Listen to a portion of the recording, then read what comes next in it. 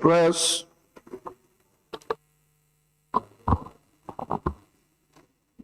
Almighty God, who in thy wisdom and goodness has appointed the offices of rulers and parliament for the welfare of society and just government of men, we beseech thee, behold, with thy abundant favor, us thy servant, whom thou hast been pleased to call to the performance of important tasks in this land. Let thy blessing descend upon us here in this house assembled. Grant us that we may treat and consider all matters that shall come under our deliberation in so just and faithful a manner, to promote thy honor and glory, to advance the peace, prosperity, and welfare of this country, and of those whose interests thou hast committed to our church. Amen.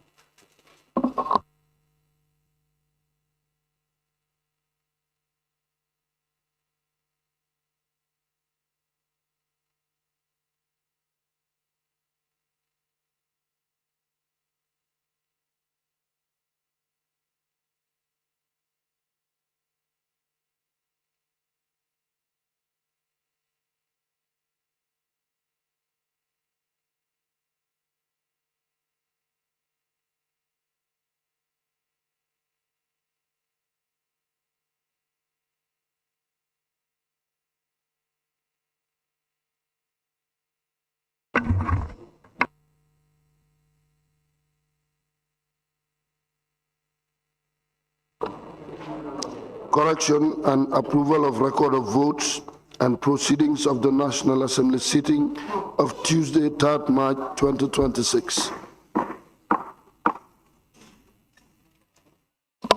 Honorable members, good morning. I welcome on our behalf His Excellency the Vice President of the Republic, Mr. Mohamed B.S. Jallow, and Cabinet Ministers, of course, the Attorney General, Minister for Justice, the Minister of Foreign Affairs, International Cooperation, and Gambians abroad, and that of Interior, for joining us to attend to today's business. Honorable members, order please. Honorable members, the record of votes and proceeding of the National Assembly sitting of Tuesday, 3rd March 2026 is before us for correction and approval. Can any honorable member please move the motion for correction and approval of the said record of votes and proceedings? The member for Nyani, you have the floor. Thank you very much, Honorable Speaker. I rise to move a motion for the record of votes and proceedings of the National Assembly. Thank you very much, Honorable Speaker. I rise to move a motion for the record of votes and proceedings of the National Assembly sitting of Tuesday, 3rd March 2026 be corrected and approved. Any seconder? Member for Sanementre. Thank you very much, Honorable Speaker. I rise to second the motion. Honorable members, it has been moved and seconded that the record of votes and proceeding of the National Assembly sitting of Tuesday, 3rd March 2026 be approved. Any issues or observation from honorable members? Of course, members may do so by show of their tags, and we will, of course, go through the records with page by page, beginning with page 1.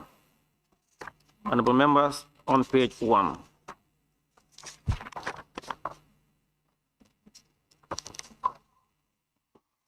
Honorable members, on page 1, in the absence of any tag, can we move to page 2?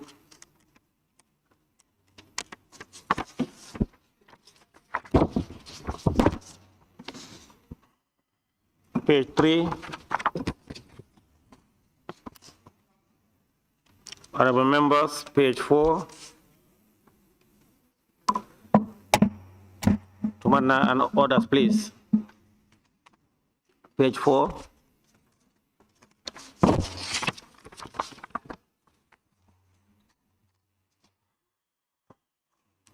Page 5.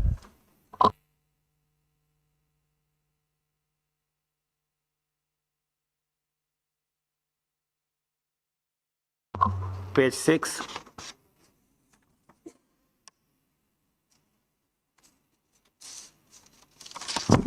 Page 7.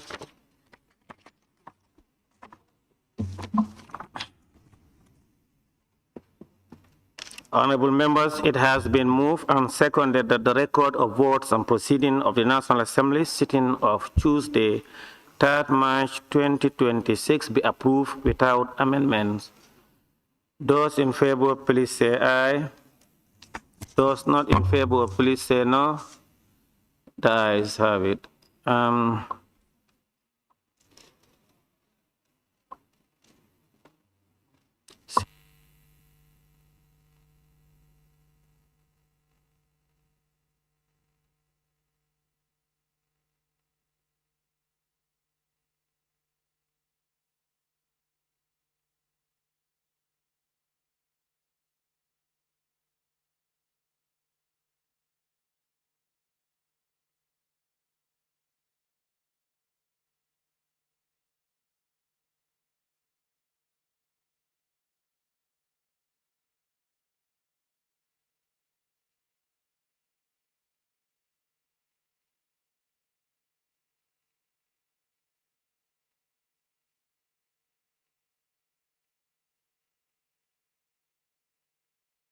Clerk.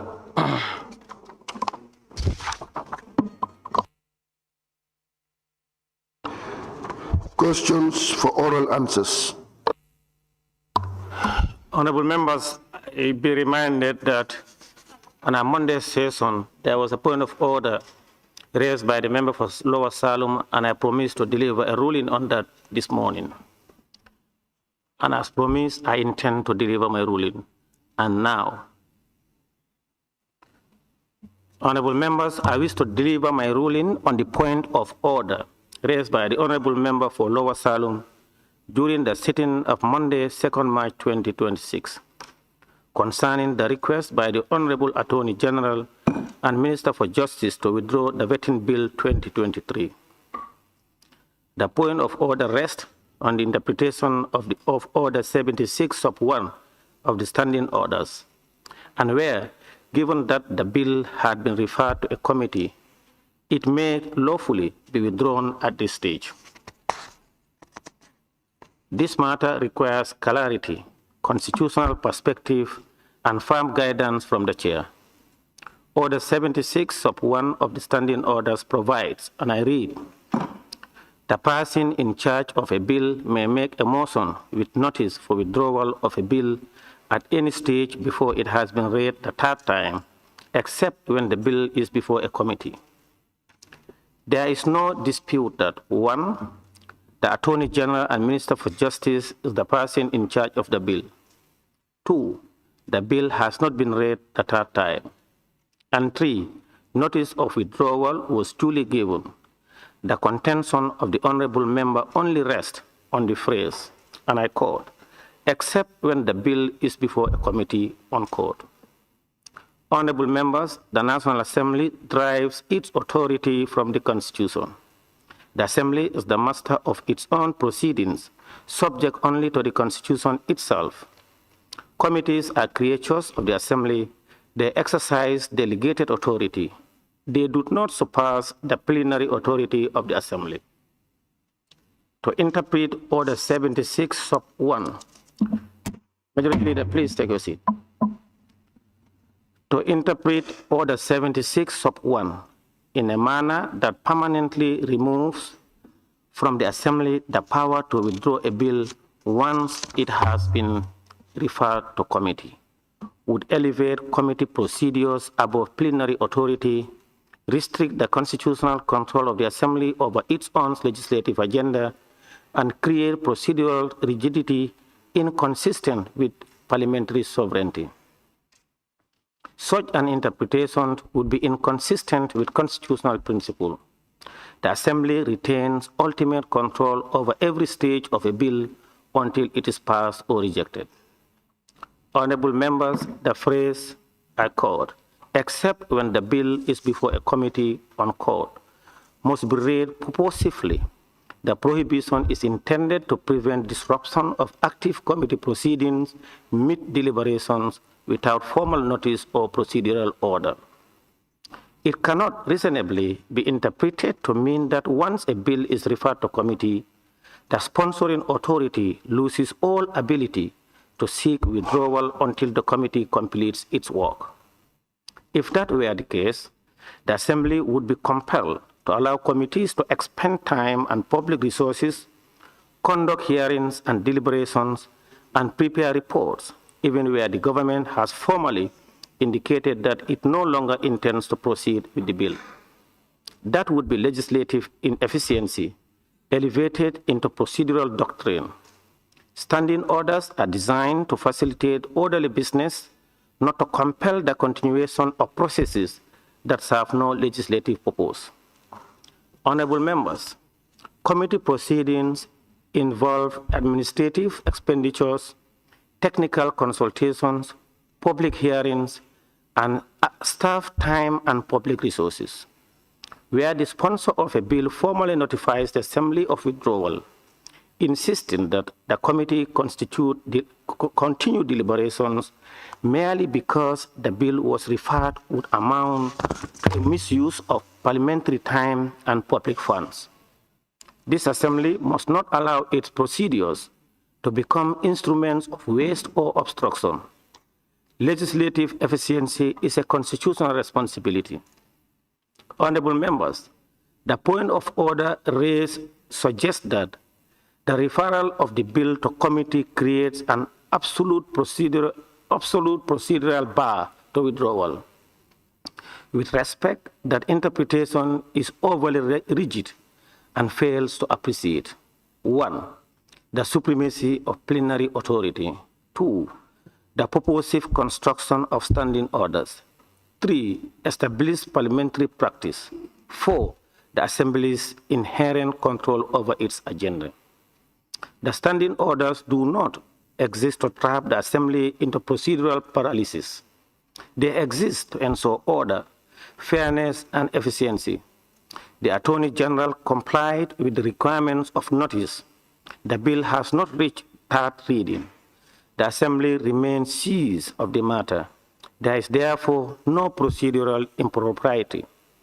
Honorable members, on previous occasions in this Assembly, bills have been withdrawn after second reading and referral to committees, where notice was given and the Assembly granted leave. That practice affirms that the Assembly retains control at every stage prior to final passage. Comparative Commonwealth practice similarly recognizes that withdrawal is permissible before third reading, subject to the will of the Assembly. And ruling, accordingly, I rule as follows. 1, Order 76 of one of the standing orders permits a person in charge of a bill to move with notice for withdrawal of his or her bill at any stage before third reading. 2, the phrase "except when the bill is before a committee" must be interpreted as preventing procedural disruption of active committee proceedings, but does not extinguish the Assembly's plenary authority to permit withdrawal. The Assembly, 3, the Assembly retains constitutional supremacy over the business and may determine whether to grant leave for withdrawal. 4, the request by the Honorable Attorney General and Minister of Justice to withdraw the vetting bill 2023 is procedurally in order. 5, the point of order raised by the Honorable Member for Lower Salem is not sustained. Therefore, the vetting bill 2023 is hereby deemed to have been withdrawn, as was already decided by the majority of the Assembly on the sitting of Monday, 2nd March 2026, in accordance with the standing orders. Honorable members, the standing orders must be interpreted in a manner that upholds constitutional authority, institutional efficiency, and practical governance. They must not be weaponized to compel the Assembly to continue legislative proceedings that have ceased to serve a policy purpose. I so rule. Speaker. Clerk, we may proceed. Questions for oral answers. Point of order. There's a point of order, yes. By the member for... Yes, Honorable Speaker, I think it's on procedural. when members want to ask a question and then you just... Hello, Honorable Member, you are on a point of order. Yes, I'm on a point of order. Can you refer us to the point of order? I'm reading from the President of Parliament, not the standing order, but from Presidents of Parliament. Whenever members of Parliament ask for questions, really the Speaker should actually listen. And I think procedurally, we need to, procedurally, because if you look at... No. Please, just on a point of order and you take it. Yeah, it's on 8. 8 is telling you Speaker's rule is final. We understand that. But when Speaker's rule is final, based on various sections of the Constitution, of standing order, and also on what we learned from other sections. Please, Honorable Member. It's President, yes. Honorable Member, please sit down. Point of order. Honorable Member, you are out of order. Point of order. Yes, there's the point of order by a central body. I'm rising on Order 76. Parliament all over are governed by rules and Rule 76. Can you read on the 76? I'm saying Rule 76. Yes, read it, please. But you cannot force me. Please, you have to take your time. We are dealing with the law. No. You cannot dictate us, please. Let's maintain. Please, take your... I'm citing 76. I'm citing 76. I'm citing 76. Follow me, please. You cannot force us. Honorable Now, the person in charge of a bill may make a motion with notice for the withdrawal of a bill at any stage before it has been read the third time, except when the bill is before a committee. Now, our issue here... Honorable members, order, please. Honorable members for central body, please take your seat. I am not entertaining point of order. There is no point of order on the ruling because yes, on which point of order. Yes,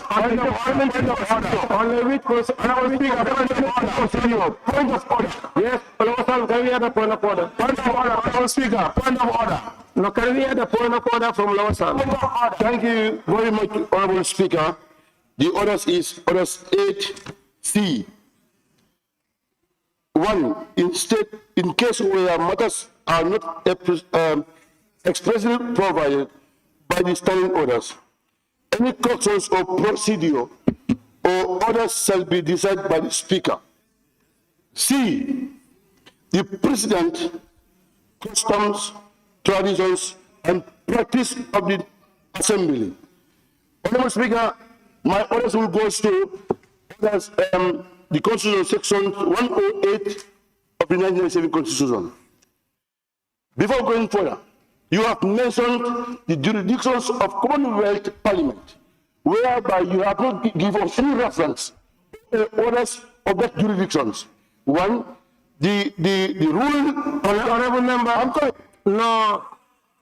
Honorable members, no.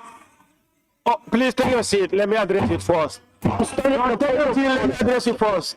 Honorable members, order. No, order. You cannot run and run here. No, you cannot do that. Please, Central Body. Order. Honorable member, please switch off your mic, please. No. Switch off your mic. Honorable members. Order, honorable members. Honorable members, you know very well you are out of order. You use your mic. No, please take your seat. Honorable member, take your seat. You are a ranking member. Please don't behave like that. Honorable members, we all know what the point of order you people are rising to. You are out of order.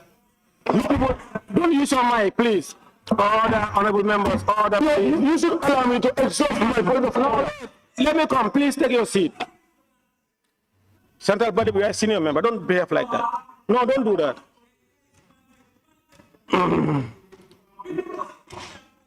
Of course, honorable member, don't disrupt proceeding, my friend. Please behave. Honorable member, you cannot disrupt Parliament. Behave. Order. Honorable member for Central Body, you cannot behave like that. You think this is Central Body? This is not Central Body. Order, honorable members, order.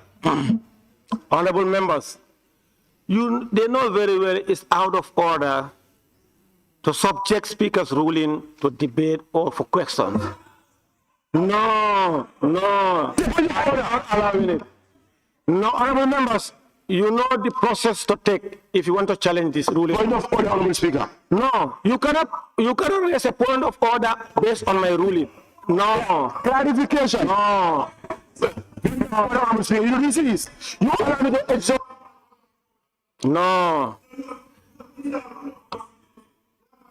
No. No, we are going to proceed. No. Clerk, let's proceed. Clerk, let's proceed. You allow. Questions for oral answers. Honorable Speaker, point of order, please. Honorable members, as per order, You allow me to express my point of order, Honorable Speaker, because these are rule of procedures. Order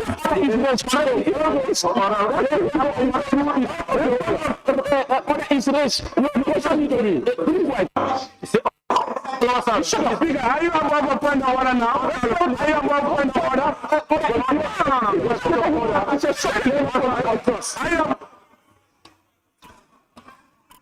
Are you above a point of order now? Member for Lower Salem, take your seat. Please.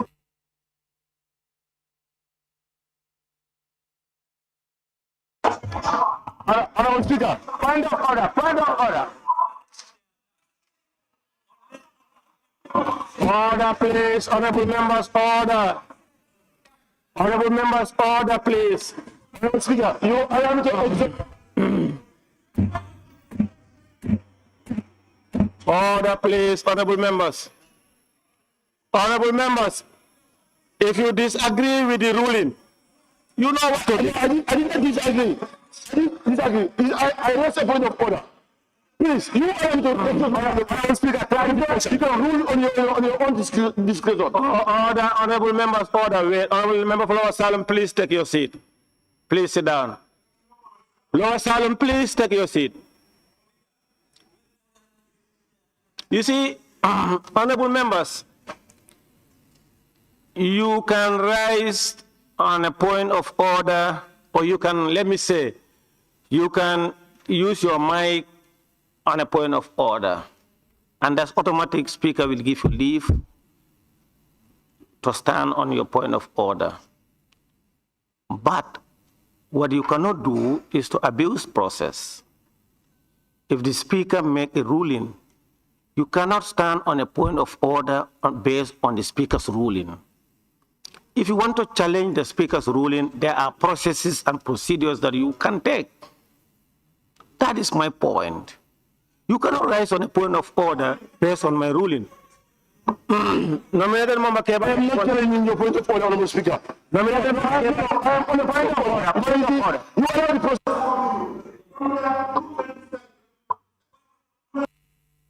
No, Point of order. So you can give me the powers. no, Salu. Point of order. Take your seat. No. Point of order. Point of order. Please, Central Baribo. Please sit down. Point of order. No, sit down. You rose to a point of order. But I am not going. And you are making a statement. No. I said, I was on order 8. No, take your seat. No, Because I put off your mic. Put off your mic, please. Put off your mic. Put off your mic. Please take your seat. Nominated member Keba, please take your seat. Honorable member, you rose to a point of order. Wait, you read the point of order, and you ask the speaker.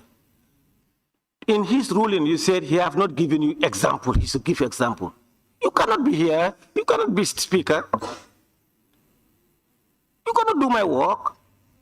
And you know, no wait, please, honorable members, if you disagree with the ruling of the speaker, there is a process and procedures you need to take. No, you know, members, you are missing the point. When the speaker rule, you see, when speaker rule, if you disagree with the speaker's ruling, you cannot raise a point of order on that. You know, there is a process that you need to follow. That's what I'm saying. Now, what is your point of order, member for Lower Salem? yes, you listen to my point of order. Give what standing order. What do you want standing order? Give me my standing order, please. Oh, Lower Salem, Yamia Dankungu and others, please. Yes, my orders. I rise on orders 8. Rising on order 8, on Yes. precedents and so on and so forth. About what? you allow me to come. Madam Speaker, I rise in orders 8, 1, 2B, and C. Read them, please. Yes, one says, in case where matters are not expressly provided for by the standing orders or any corrections of procedures, orders shall be decided by the Speaker. 2A says the constitutions that I'll come and read. 3 says, C says, the President of Custom or Procedures, Traditions, and Practice of the Assembly. Where I'm going to read is on the Constitution, that's section 108, where in your submissions you have not given us any provisions. Now let me help you. Now let me help you. No, let me help you for order. Let me help you for order. I'm on order. No, let me help you. You have finished your order. Let me help you. No, I'm on order. I want to ask you a question. I want to ask you a question. I want to ask you a question. No, you want to come. No, when no. When you come in front of you don't observe. Yes, I'm done. No, let me ask you a question. No, you shouldn't ask me. You want to continue my point of order? If I'm exhausted, then whatever you want to do, do it. Then, this says, the President of Customs, Procedural, Traditions, and Practice of other jurisdictions, to extent that they are inapplicable to the Assembly. And the Constitution says, section 108, the regulation of procedure in the National Assembly. One says, subject to the provisions of the Constitution, the National Assembly may regulate its own procedures, that is standing orders, and in particular, make any standing orders for the conduct of the proceedings. There's 2 says, withstanding anything to the contract of the constitutions or any other laws, no decisions, order or directions of the National Assembly or any of its committee or any speakers relating to the standing orders of the National Assembly or any applications or interpretations of the standing orders or any act done by the National Assembly or the speakers under the standing orders shall be inquired by any other into any courts. Honorable Speaker, my orders here is, you have stated that in your ruling, there is a constitutional provision that you don't mention in your ruling. In other jurisdiction also, you have mentioned in other jurisdiction, you could have tell us in the procedures that this and this in this jurisdiction, so these orders are applicable. In the Constitution that you have mentioned, in the Constitution, this provision is applicable. Is it that you can understand? This is my submission, Honorable Speaker. Honorable member, you are out of order. No, member Kevalang Fofana, you have the floor.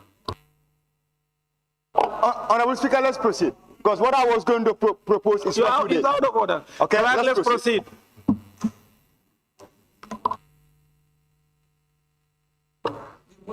Questions for oral answers.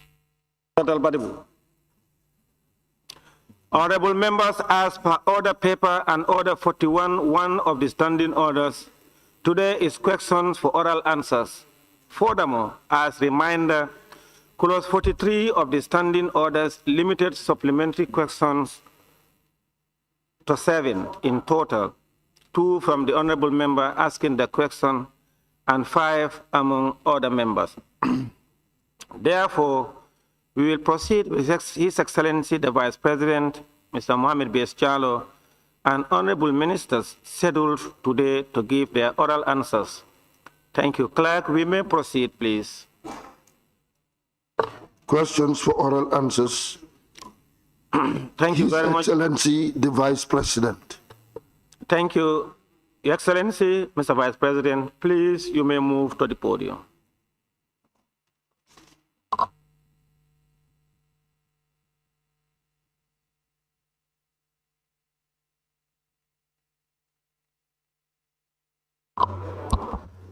Questions for which due notices were given to His Excellency the Vice President by honorable members for oral reply. Question number 001 of 2026 by the member for Same constituency.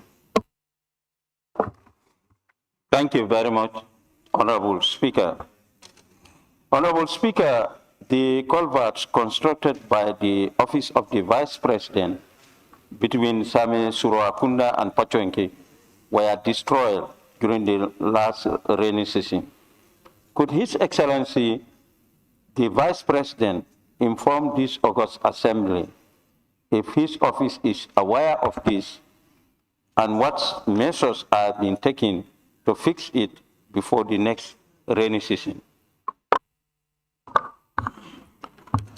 Honorable Speaker, I wish to inform this August Assembly that the culvert constructed between Same Suruakunda and Pachonki was not destroyed per se. There were two culverts constructed. This particular culvert has two pipe cells which covered the span of the gully at the time.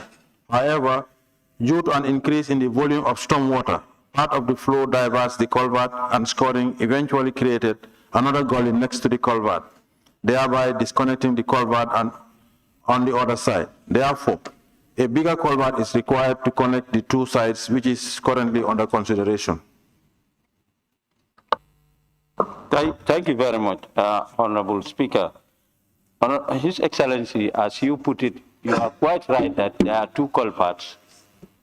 But the first one, that is the bigger one, it is somehow not completed, I can say, although people are crossing. But the second one is already destroyed. Nobody can cross that. I don't know, after the completion, did you get any information from your office? Honorable Speaker, like I said, my office informed me, and I know the honorable member knows that I had also visited the place. My office informed me that it's not the culvert itself, because of the amount of rain, the amount of water that came in, that actually created the side, this thing, not the culvert itself. But that notwithstanding, they are currently looking at, try to create another culvert to solve the problem.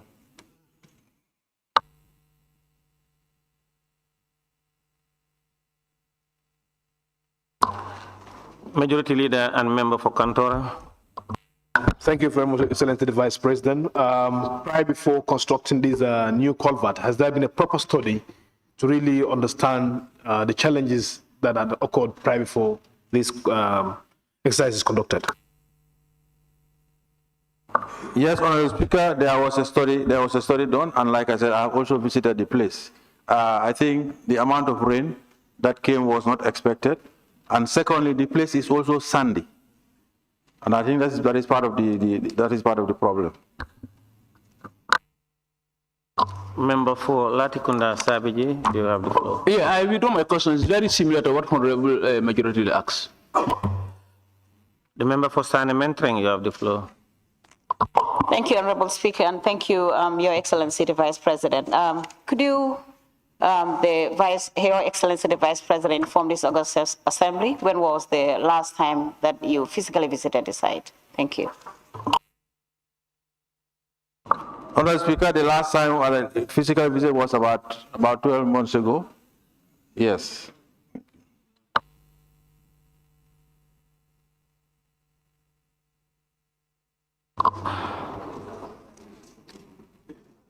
The member for Brikama North and Minority Leader. Thank you very much. Your Excellency, in your response, you did indicate that the bigger culvert is required to connect the two sides, which is under consideration. What is the prospect of the state of the consideration? How soon? Honorable Speaker, as we speak, they are looking at it. Honorable Speaker. Honorable Speaker, the question is not answered. So is the prospect of the state of the concern, but may I looking at it? There's no prospect in that. Minority Leader, you are out of order. And I asked, how soon? Yes, but you're out of order. You know that. How soon? Looking at it is how soon? You are out of order, minority. Member for Brikama South, you have the floor. Thank you, Honorable Speaker. Your Excellency, since you made mention of that, they are looking at it. But is there any possibility of meeting the timeline before the next rainy season for it to be constructed in order to avoid recurrence of what has happened? Honorable Speaker, when I say they are looking at it, how soon that is now. We are already on it. That's what my response meant. No. You cannot do that. No, please, order. Question number 002 of 2026 by the member for Latikunda. Thank you very much, Honorable Speaker. Honorable Speaker, the President of the Republic recently launched 15 million enterprise fund for the National People's Party Women's Wing. Could His Excellency, the Vice President, inform this August Assembly whether the public funds, including monies from the Consolidated Fund or any other state-owned enterprise, were used to finance the 15 million fund, and provide details of the source of funds? Honorable Speaker, I wish to inform this August Assembly that public funds are not used for this initiative.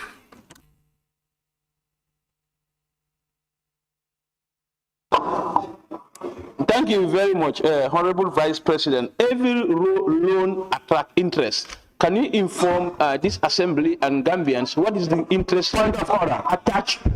Point of order. There is a point of order from nominated member Kebal. Hey, Honorable members, order. A point of order from nominated member Kebal Fofana. Honorable Speaker. Honorable members, please order. Let's listen to the point of order. Honorable Speaker, I'm rising on order 43.4. And it states, a supplementary question shall not be in order if it introduces matters not included in the original question and the answers provided. For the avoidance of doubt, whether a supplementary question is within remit shall be determined on answering by the Vice President, Minister or member answering questions on behalf of the Assembly Authority. Honorable Speaker, the original question is premised on whether the Women Enterprise Fund included public funds or monies from SOEs and the sources of the funds. And the response from the Vice President was no public funds were used. The honorable member made a supplementary question with regards to the interest attracted to it, which was not included in the original question or the answer that came from the Vice President. So it is my proposal that you decline his question. Thank you. Thank you, honorable members. Order sustained and question rule out. Yeah, one more. Move a motion for the fact that. Can you please sit down? I'm directed to give my question. Honorable Speaker, you already gave me floor to answer my question. Honorable Speaker, can you?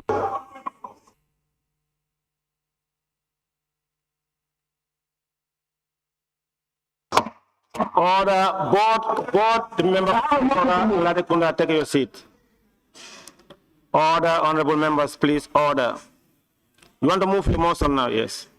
Please. Thank you very much, Honorable Speaker. I want to move a motion for the fact that question 02, 03, and 04 and 05 are all not within the remits of public fund, should be expunged from the. Thank you. Order, honorable members, order. Honorable members, order. Order, honorable members. Order. Order, please.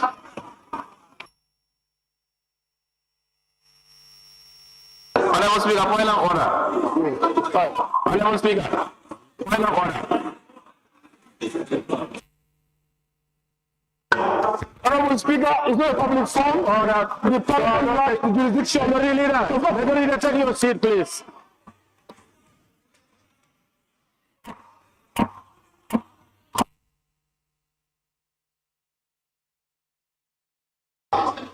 Latikuna, member for Latikuna Sabiti. I will speak a point of order, please. Order.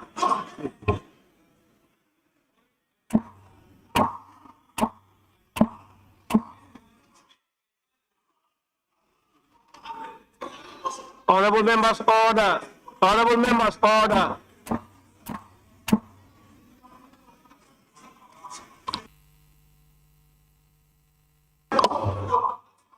Honorable members, order. Majority Leader, you have not come properly.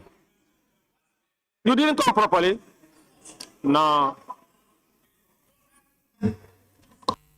I said I'm moving on the 53C, most without notice. For the fact that the said funds are not public funds, this parliament lacks jurisdiction to question it. I'm moving a motion to expunge section 02 to 04 because the parliament can only question the funds if they are appropriated by assembly and the public funds. If they don't fall within the ambit of public fund, you can question it here. Order. Honorable members, order. Order. Put up your mic. Put up your mic. No. He's not in. Put up your mic, please. Point of order. Put up your mic, please. Order. Honorable members, order, please. Honorable members, order, please. The question, order. Honorable members, the question passed all administrability test, and it was asked by the member at plenary and answered. So on those basis, I may not allow the motion. Mr. Speaker.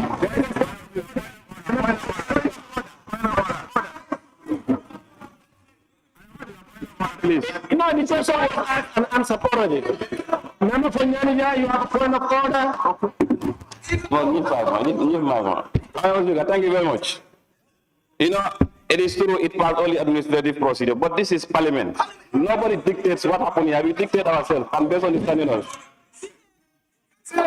Honorable Speaker, order 38 H and I is very clear. Admissibility of questions.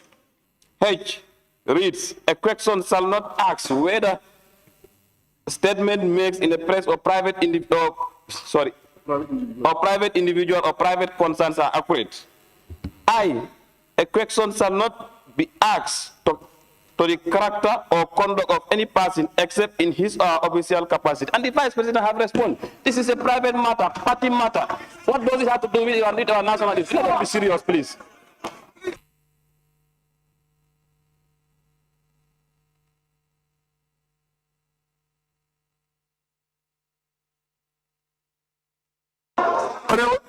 Honorable Speaker.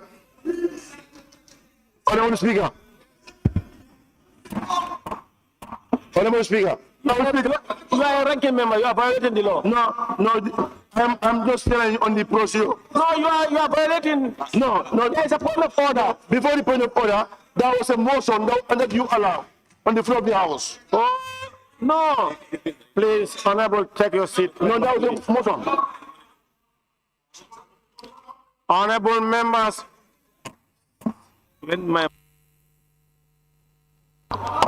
order, honorable members, order. Honorable members, honorable members, you know, duty to administer questions rests on the Speaker solely. And in this instance, Speaker admitted it a couple of weeks ago.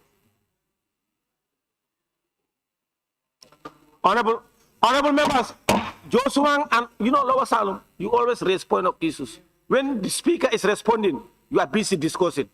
That is why even on the issue when I was ruling on the motion, you couldn't hear. Now you want to disrupt me on that. No, don't consult here. Consult behind. Go to the lounge and consult there. Not here. Honorable members, the admissibility of questions solely rests on the Speaker. And Speaker admitted this question some weeks ago. And it was asked in plenary here. I agree plenary is supremacy as I indicated earlier on. But it was asked and answered by the Vice President.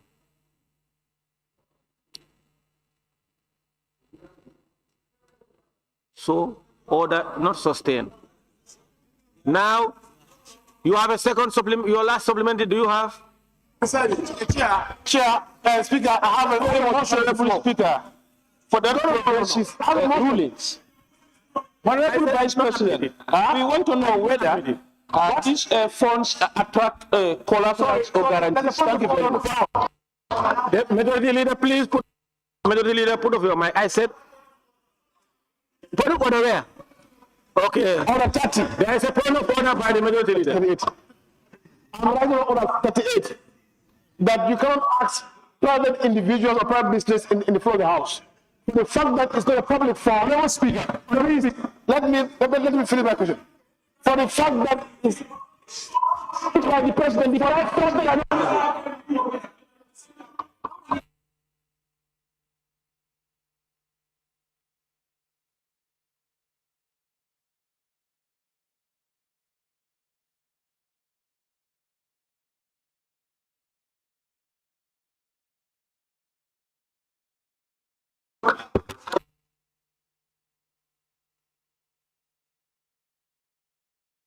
Honorable members, order. Majority Leader, you had the member for Nyanager. He rose on 38 and I ruled it out. Point of order. And based on 39, let's proceed. There is a point of order from, I hope Honorable Nominated Member Kebalang Fofana, I hope your ruling is not on the same.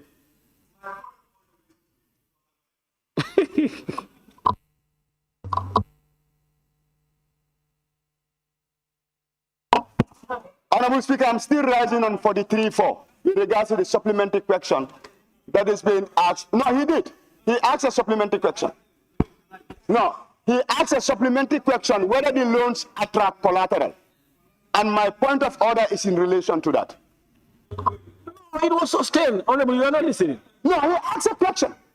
No, he has two supplementary. He asked one, and the second one he asked just right now. No, I didn't hear him. Please. He didn't hear it. Now let him administer his question again. I'm waiting. Let him administer it. Nominated Member Kebalang. Remember, he asked. My point of order is in advance. I think you have to. You can.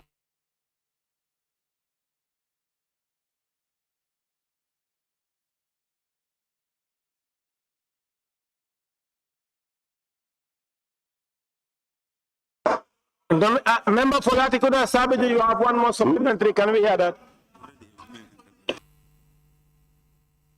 Honorable Vice President, these funds disbursed to women, I'm asking and you explain to this August gathering whether it attracts any guarantee or collateral. Thank you. Point of order. Honorable Member for Latikunda Sabi, you are out of order.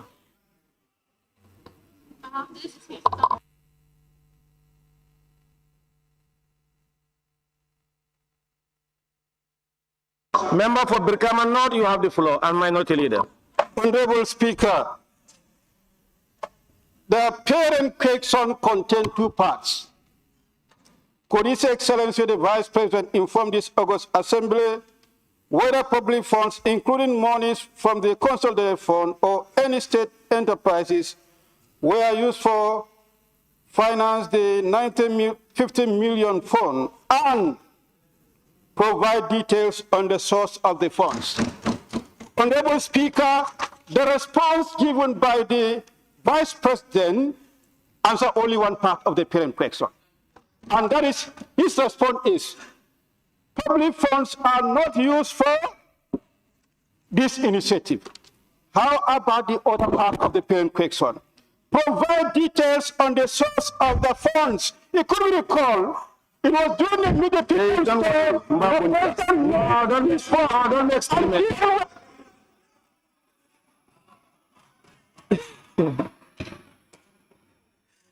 Honorable members, order, please. Honorable members, order. Your Excellency, Mr. Vice President, honorable members, that question. Honorable members, please maintain decorum. Once the Vice President responded that no public funds has been used or is expected to be used, that's it. He cannot provide any detail because this is not public funds. So the correction is ruled out. You didn't listen to the end of my question. No. This was long gone to meet the people's talk. No.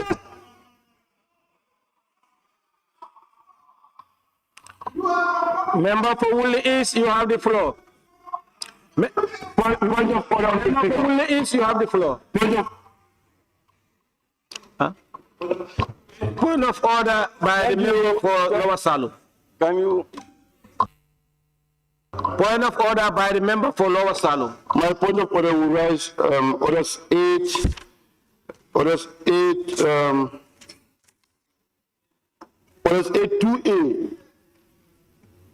Orders 8-2A, right?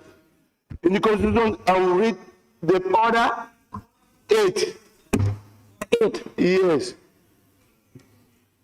2A, now that I will read 2A. That I will read the Constitution. Yes, 2A. Honorable Speaker,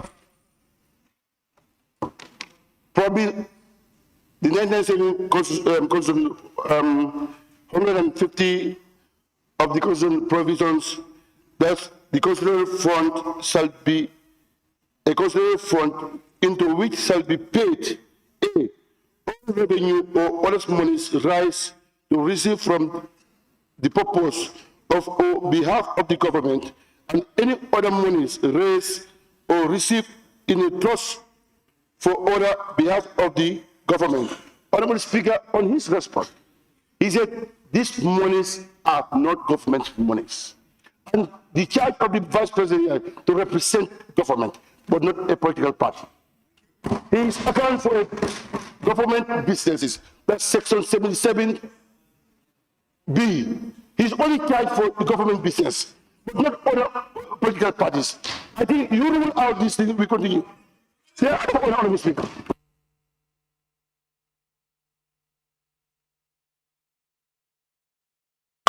Honorable members, order. Honorable members, order.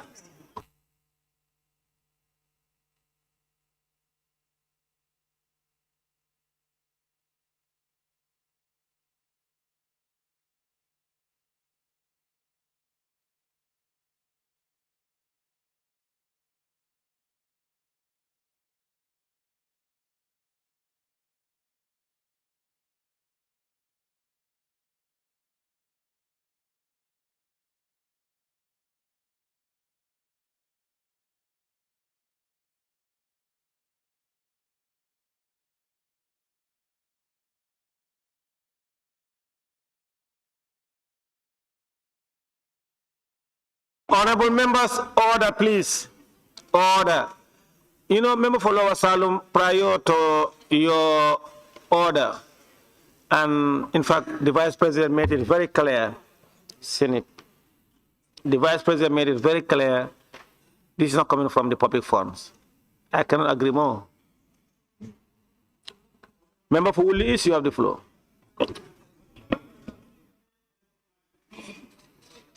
Minority. Honorable Speaker, point of order. Thank you for the point of order. There is a point of order by the member for Nyanija. Honorable Speaker, supplementary questions. Yes, of course, supplementary questions. On 43(1), supplementary questions may be put for the purpose of elucidating an oral answer. And you have put it.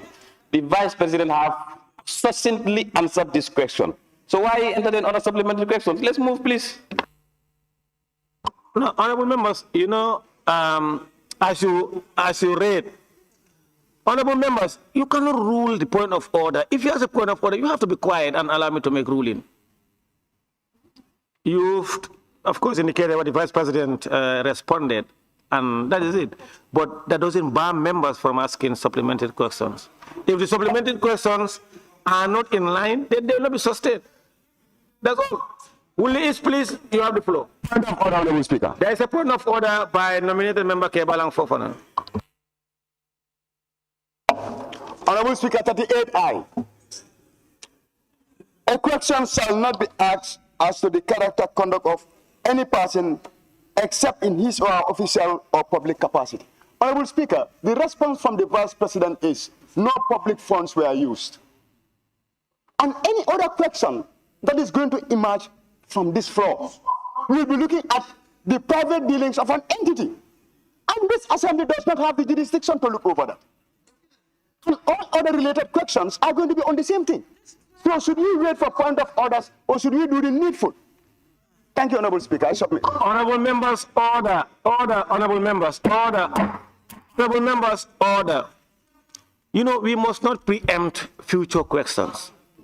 My duty and members is to be guided by the standing orders. If a question is asked and it's not in line with the standing orders, the Constitution, or our procedures, we will definitely do the needful. Let's progress. As we did in the past, I have declined some supplementary questions. So let's proceed in the interest of time. Willis, you have the floor. Thank you very much, Honorable Speaker. Honorable Speaker, the government is managing the resources of the state. How can you? The government. We can't hear. We are not hearing you here. Can you speak a bit louder, please? I say the government is managing the resources of the people. And if that same government comes up with a big sum, like $50 million, it is in the interest of the government to come transparently and explain to the people such big amount. And that's why we want the Vice President to be kind enough to explain the scenario surrounding this 50 million so that we will be able to get rid of all the rumor regarding Honorable member. Can you do that? Honorable member. Can you help explain to us what this money is about? Thank you. Order, honorable members, order. Honorable member for Willis. You know very well this is not government fund. This is a government project. You cannot say that the government came up with 50 million project. You're out of order. That is not correct. No, that is not correct. No, no. No. No, you are not. Member for Serekunda, you have the floor. Yes, thank you very much, Honorable Speaker. Honorable Speaker, for the purpose of clarity, already there exists a fund with the same nomenclature with that of the NPP. So does this not raise an eyebrows? Because there is a Women Enterprise Fund that is budgeted for in the 2026 budget, which is administered by the Women's Bureau. So will this not raise eyebrows? Honorable member, you know the nomenclature is not the same. That is false. You cannot say that. No. No, you cannot say that. No. This is the name of a party. NPP, Women Money, something, something. And this is, and this one is a national something, something. Honorable Speaker. Honorable members. It's the same. No, it's not the same. You are out of order. Brikama South, you have the floor. Thank you very much, Honorable Speaker. Your Excellency, I think the other part of the question that we are anticipating is linked to the launching of this particular fund, which is done on a national activity. It was launched during the Meet the People tour. So that is why we need an explanation to know the sources of this money. Honorable members, you know that is out of order. That question was ruled. No. This is not public funds. The Vice President said this is not public funds. Honorable members, the Vice President made it clear this is not public funds. No, you are out of order. The member for Busumbala, you have the floor.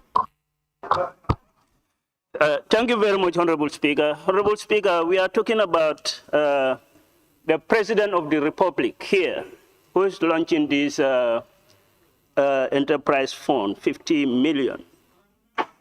To NPP. Those are there. Don't. Yes. If the honorable, please, okay. 1 minute. Honorable members, You see, those in the public gallery there, when you speak, I will not be able to hear all your, and if members are engaging you into discussion, ignore them. Pretend you are dumb and you cannot hear. Just ignore them. Yes. Can you repeat your question? Honorable Speaker, my question is, Honorable Vice President, we are talking about the President of the Republic, His Excellency Adam Barrow, who launched this particular sum for women of NPP. How about the other women that doesn't fall within the categories of MPP? Did you have any other fund for them? Order, honorable members, order. The member for Busumbala, please, Vice President can invite you to the NPP bureau and you ask him that question, he will respond it there, not here. No. No. Order, honorable members. Question number 003 of 2026 by the member for Latikunda. Thank you very much, Honorable Speaker. Honorable Vice President, could you explain to this August Assembly why a 15 million enterprise fund was launched specifically for women of a single political party rather than through the existing Women's Enterprises Fund under the Ministry of Gender, Children and Social Welfare? You see,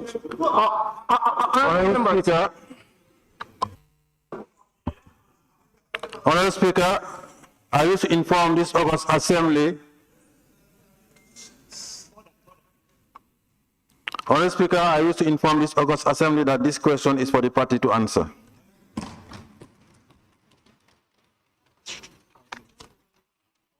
Question number 004 of 2026 by. Okay, thank you very much, Honorable Speaker. Honorable Vice President, can you inform this Assembly? Can you inform this Assembly if the disbursement of $50 million to a political party's wing, spearheaded by the head of state? Honorable, please take your seat. Honorable member, he said this question is for the political party, not the Vice President to answer. Honorable Speaker. No, Honorable Speaker. No, you can go to the party and ask that question there. No, not here.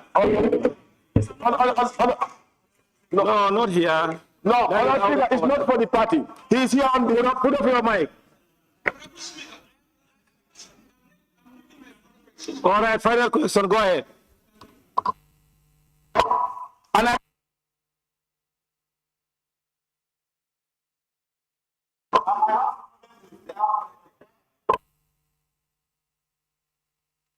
please, you have final compliment. If you don't have, please, can I proceed to the...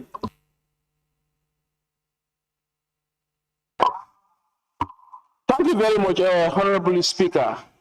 Honorable Vice President, can you inform this August Assembly if the disbursement of $50 million to a political party's women's wing, spearheaded by...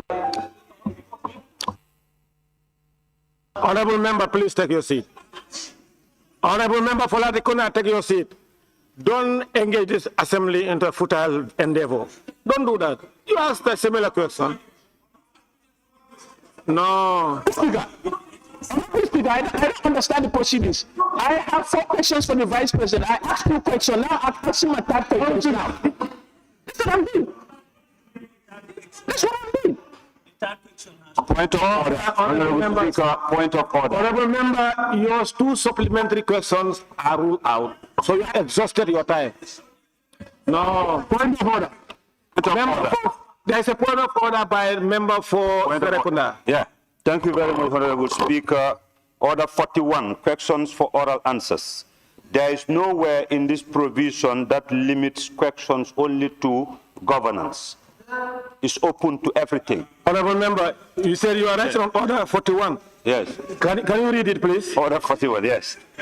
Question for oral answers shall be taken on those Wednesdays on which the Assembly is in session, where questions to the Assembly authority are to be taken, they shall be taken immediately after question to the Vice President and Ministers. So now what is your point of order? Yes. What is your point of order? My point of order is that this has been a national discourse. So it's a question which is valid. And this standing order is not limiting us only Honorable, to you are out of order. governance. I rule that your order is not upheld. It's ruled out. Honorable Speaker, point of order. There is point of order by the member for Fonyi Bintang. Thank you, Honorable Speaker. I am rising on point of order 43.1. It says supplementary question may put for the purpose of elucidating an oral answer. Now, it says 2, the member in whose name the question is listed may ask up to 2 supplementary questions. Up to 5 other members may ask one further supplementary question. Now, what I'm driving at is, the member for Latrikunda asked 1 question, and in the process of coming up with another question, you interjected. You understand? Now also, he was asked to even want to talk about it, and you interjected. You are out of order. So I am calling you to a point of order, Honorable Speaker. You are out of order. Sit down. You are out of order. Yes, member for Fonyi Bintang, you have the floor. Thank you, Honorable Speaker. Honorable Speaker, the Vice President is here on behalf of the President, and the President is the leader of the NPP party. On that note, we are putting the question to the President and to the NPP party in this regard. Our questions still remain the same. Why is it singled out that the 50 million is only NPP women? Honorable Speaker. Honorable, sit down. Point of order, Honorable member for Fonyi Bintang Karanai. Point of order, Speaker. Honorable member for Fonyi Bintang Karanai. To you and to every other member, in case any one of you have questions for various political parties, please go and do that in their political parties or their party headquarters. Vice President is not here representing political parties. He's representing the President and of government. So therefore, that question is not entertained and is thrown out. Point of order. The member for Woolly is, you have the floor. Point of order. There's a point of order from member for Lower Salu. Point of order. Honorable Speaker. Please, there is point of order by the member for Lower Salu. Honorable Speaker, orders 36. 2. 36 questions to Vice President, Ministers, and the Assembly authorities. 2 says, a member may ask questions of A, the Vice President or the Minister, on matters relating to their official responsibility. I think these questions should not be entertained. Because, Honorable Speaker, you see, the Vice President, his primary duties is to respond to government businesses, official functions, but not National People's Party. He is not the accountant, the account who is responsible for that 50 million. That 50 million was meant for NPP, not government businesses. Please. Thank you. Honorable member, I think if we have listened and accepted the ruling of the Speaker and procedures of this Parliament, we would have now released Vice President and probably maybe even the second or the third minister. Because all these supplementary questions that are directed to Vice President to respond in respect of political parties, I've ruled them out because they are not in order. Because these questions pass the test of admissibility by the Speaker, they're in plenary. So whatever happens here, if it's not in line with the standing orders and the Constitution, I will not allow it. And I have ruled out almost all these supplementary questions in respect to these various political parties or political questions. So we will just continue to allow them. If you minimize your point of orders on that, we will exhaust very soon. The member for Uli East, you have the floor. Yes, thank you very much, Honorable Speaker. In the name of transparency, again, an enterprise fund is meant to be a loan to women and to be paid back. So now we have an NPP enterprise fund for the same purpose, and the National Assembly also has disbursed 50 million for the same purpose. Would these two enterprise funds not be confused to mean that they should not be paid because they belong to a political party? Because we have done some investigation and we have discovered that some women are not paying because they believe that it was given to them because of party political matter. They did not pay back. So would this not confuse the two enterprise funds? Thank you. Honorable member for Uli is, you cannot come to these chambers and inform us of an investigation that have nothing to do with the subject matter. It's not relevant. And no, if you can do it at your party level. This thing the Vice President told you, they are not the same. You cannot ask those questions. You cannot confuse people. People are not confused. Point of order. Point of order. Point of order. Point of order. Point of order. Member for Uli is, you are out of order. Point of order. Yes, Serekunda, can we hear your point of order? Order. Honorable Speaker, 36-2. If the table office under your leadership no, the needful, no, don't then we would.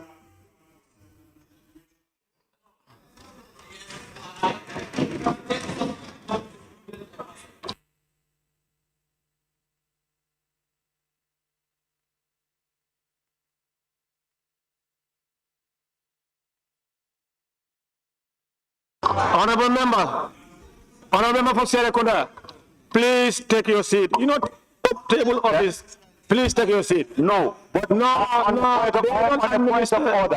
on a point of order. No, you are making a statement. You cannot pinpoint at my staff.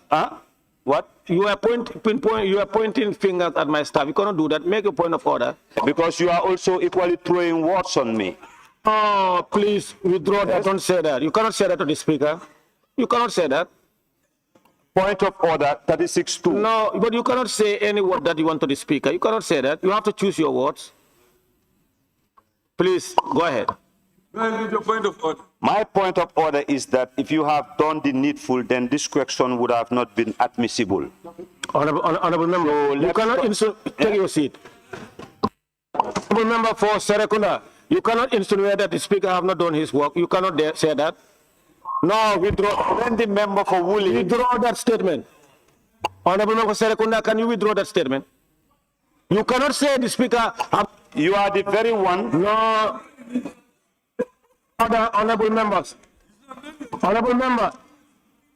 Member for Serekunda, take your seat and listen to me. No. Wait. You want me to take my seat? Honorable member, you cannot say that if I have done the needful. You cannot insinuate that the speaker have not done his work. That's what you said.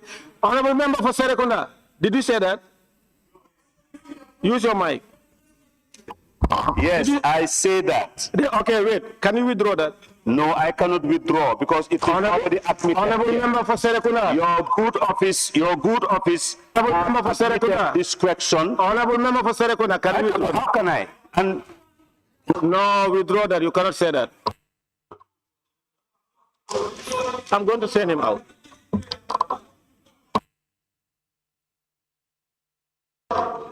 Withdraw that statement. Honorable Speaker, I have a reason not to withdraw. No, why should I withdraw? You will withdraw that statement. Already in the question. No, withdraw that statement. The question entails the name of a political party. And according to our standing order 32-2, if you have done the needful, then this question would have not been admissible. That is exactly my point. And whatever you want to do, you can do. But you cannot tarnish my image. Honorable member.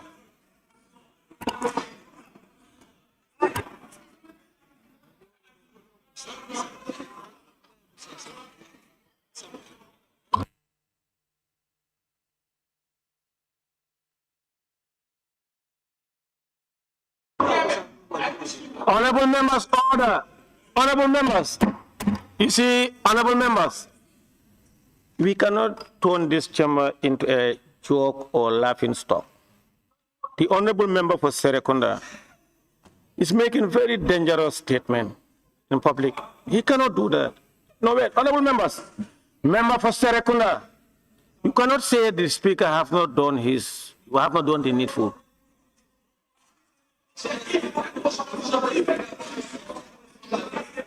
Honorable member said if. Needful, he said if. Ladekuna Sabiji. He said if. Ladekuna qualified to that statement if. Ladekuna Sabiji. Please behave. Please don't do that.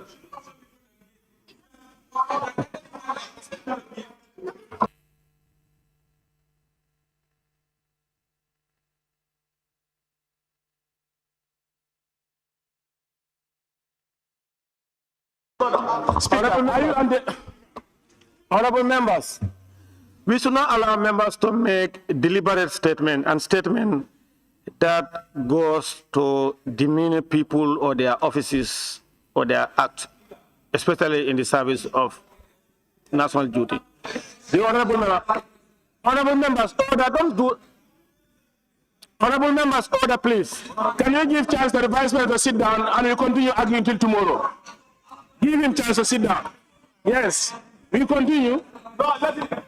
Honorable Speaker, Honorable Speaker, Honorable Speaker, please, honorable do something, we work. We are not working.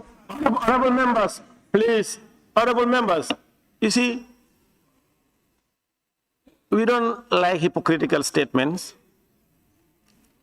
You are the people disrupting and wasting the time of the vice president, and yet you are making your corner hypocritical statement. You cannot do. You have to stop that, but you are not. Don't use your mic, please. Of course.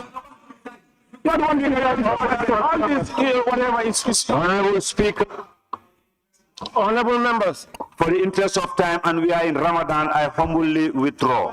Thank you very much.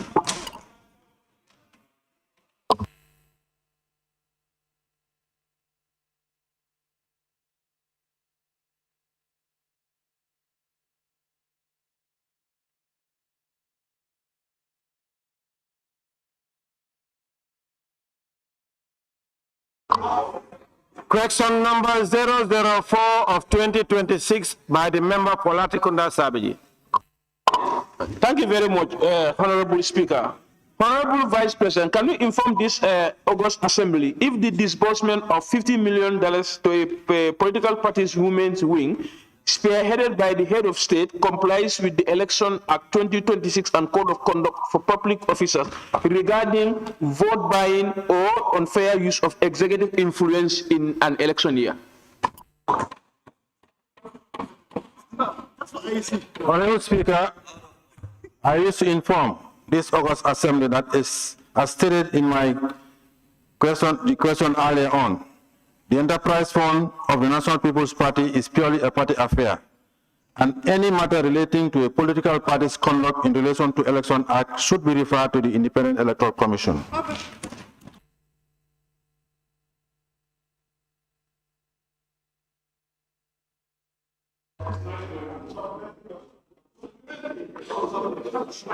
The member, I have no supplementary question. Maybe all other members have. Thank you. The member for Brikama North and Minority Leader. Honorable Speaker, the issue of compliance with the Election Act and Code of Conduct for public officers regarding vote buying and other related matters are matters for elections, and IEC is not representing here. The Vice President speaks. No, don't make statements. No. I'm coming. Honorable.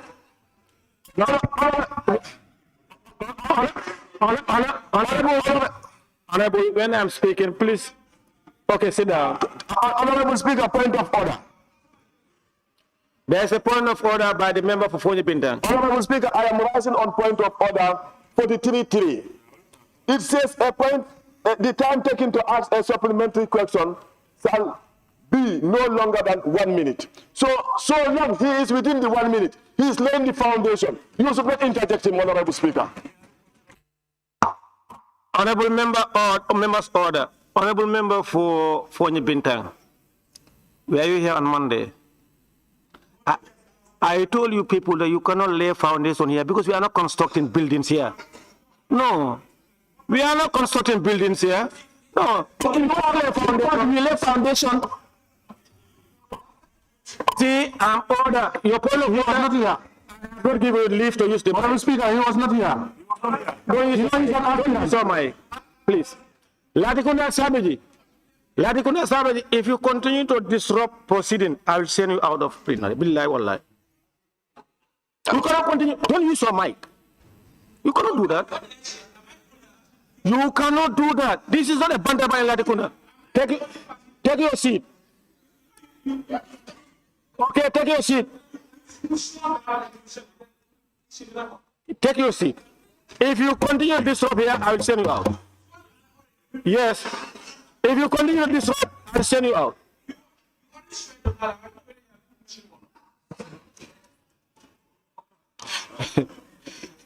Please, Janjambure and Busumala, he's your neighbor. You better warn him. If you want to, you know, on that day I told him, he behaved. Today he want to misbehave, I'll send him out. Now, honorable members, member for Fonyi Bintang, I told you, don't use your mic. If there are any member who want to lay foundation, go and join the engineers. Not here. No. Member for Birkama North and Minority Leader, you ask your question. Yes, the question is, could the Vice President answer the question on compliance with the Election Act and Code of Conduct? IEC is not represented here. The Vice President answer whether the party or the President action was in compliance with the Election Act and Code of Conduct. Not for IEC to answer. Honorable members, order. The question was asked and fully answered by the Vice President. Your question is out of order. The member for Sanementring, you have the floor. Thank you. Thank you very much, Honorable Speaker, and thank you very much, Your Excellency, the Vice President. Your Excellency, the Vice President, it is fully clear, or it was fully clear, that when you were launching... No, you cannot say that. You cannot say fully clear what? Ask your question. Allow me to learn. No, you are not right. You said allow me to learn. No. You didn't know what I wanted to say. No, ask supplementary question. Don't fly here. Supplementary question. Yes, go ahead. Don't ask fully make statement. But you cannot put words in my mouth. Ask questions. Ask questions. Honorable Speaker, Your Excellency, the Vice President, when you were launching this fund, was the Office of the Minister of Gender, Children and Social Welfare represented? And did they take part in distributing this fund? Thank you. Honorable member, did you read the parent question and the answer? You're out of order, you know that. No. Honorable members, please read your standing orders. You cannot do that. No, it's not important. The member for Kiang West, you have the floor. Can be here, Honor, sir. No. I'm rising to tell you that you hold assembly at ransom. You hold assembly at ransom, and we are not happy. Ministers leave businesses to come here for us to work. Honorable member, you so we cannot be here and you cannot do anything to it. Honorable member, you cannot do that. How can you just rise and make that statement? You cannot do that. You are out of order. Don't do that next time. Member for Woodley East, you have the floor.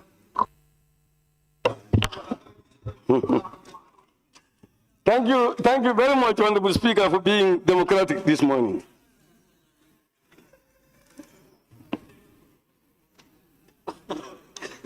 Yes, I can hear you. Thank you. I'm thanking you very much for being democratic this morning. Thank you very much. I'm happy. Honorable Speaker, would the Honorable Vice President explain if he has advised His Excellency the President regarding this ethical implication regarding such an enterprise during an election. Have you actually advised the president about the ethical implication of this? Foolish. Member Foolish, you are a senior member. You cannot say those statements. No, you cannot say it here. You cannot do that. There is no question about ethical or unethical or whatever.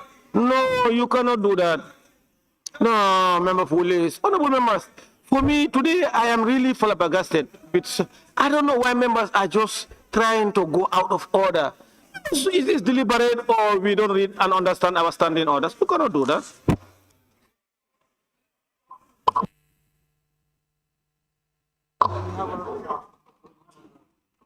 Yes, member for supplementary question.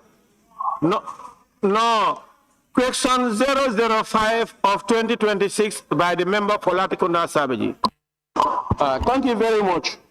Honorable Vice President, can you inform this August Assembly whether the state resources, including government vehicles and civil service personnel, were utilized in the planning and execution of National People's Party Fund launch at the party headquarters?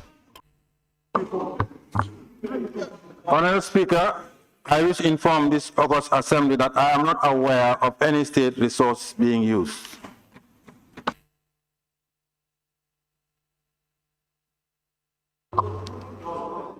Thank you. Member for Woodley is?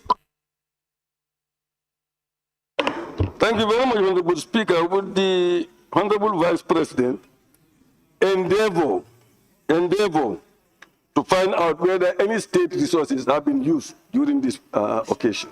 No, Honorable Member, you are out of order. He cannot endeavor anything. What can he endeavor? He has answered. He said no. What do you want him to endeavor? No, he cannot endeavor on that. No endeavor. No, he cannot endeavor. There is no endeavor here.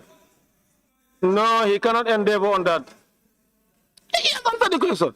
There is no reason you want him to endeavor something that he cannot endeavor. No.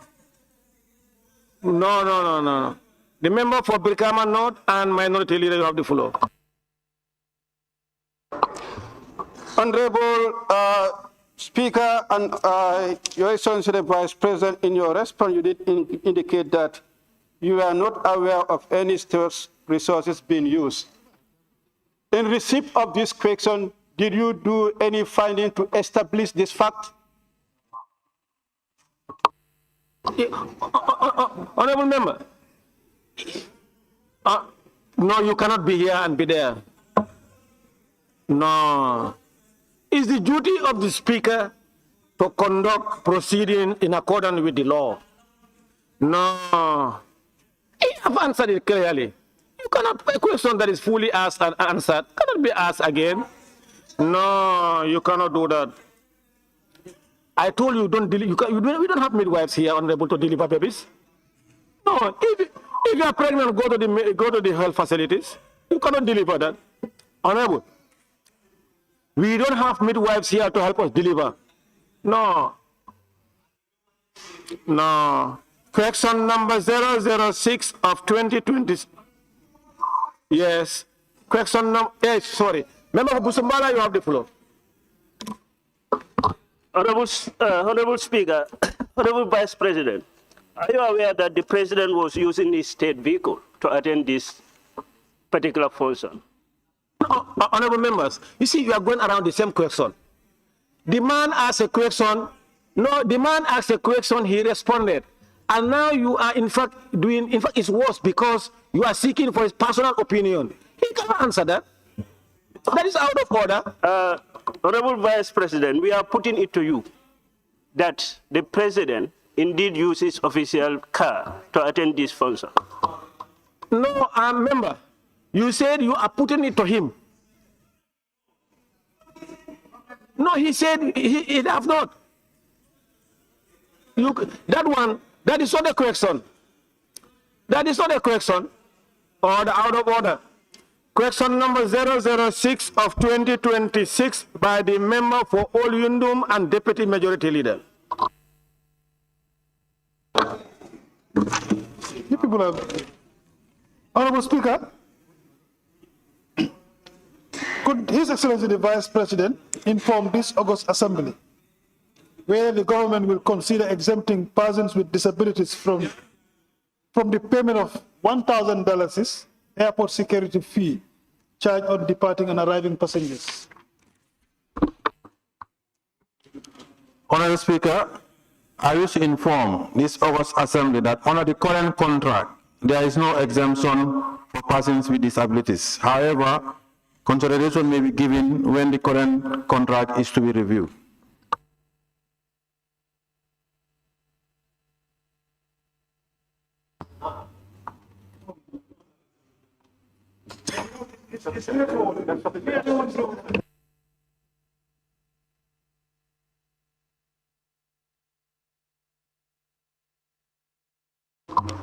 Yes, member for Central Badibu. Thank you, Honorable Speaker. Your Excellency, it's not about disabled alone or people with disability. Do you plan to do away with this security fee because people are complaining?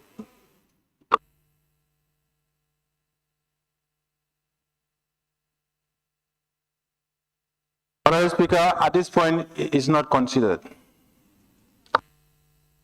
Member for Brikama North and Minority Leader. Thank you very much, Honorable Speaker.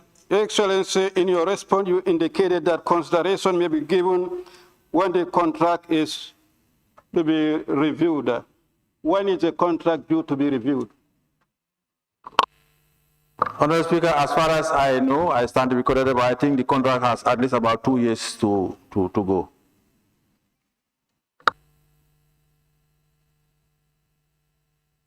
Member for Sani Mentreng, you have the floor. Thank you very much, Honorable Speaker. Your Excellency, with regards to this parent question, how do you intend to classify the persons with disability with this regard? Thank you. Honorable Speaker, I think there are already some standard classifications as far as persons with disability. I cannot say at this point, but I know that the Ministry of Gender and others, I think there are, for the United Nations in general, also have some standard definitions, because disabilities differ. Thank you.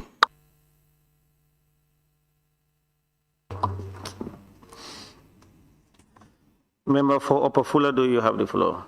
Yes, I think I have to withdraw because Minority Leader asked the question that I want to ask. Thank you. Member for Busumbala, you have the floor. Huh? Withdrawn, Busumbala, withdrawn? Okay. The member for Central Badibu.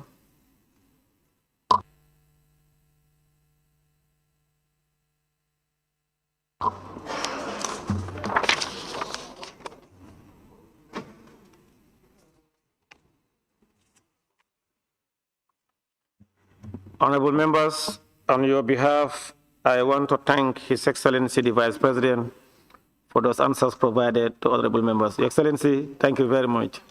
It has been a very good day. And Ramadan Mubarak to you. Clerk, you may proceed.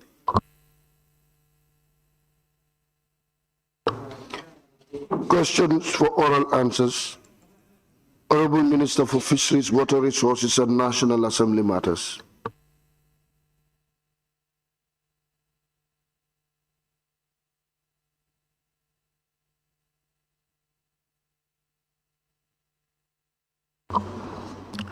Thank you, honorable members. The Honorable Minister for Fisheries, Water Resources and National Assembly Matters, you may please take the podium.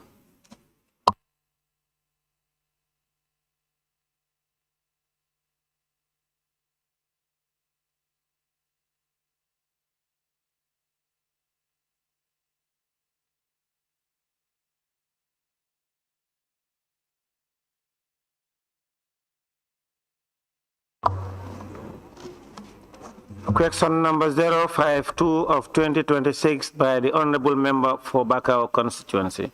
Thank you very much, Honorable Speaker. Honorable Speaker, despite ongoing investment in the water sector, many communities still lack access to safe drinking water. Could the Honorable Minister for Fisheries and Water Resources inform this August Assembly what measures the government is taking to expand potable water supply, particularly in rural and peri-urban areas?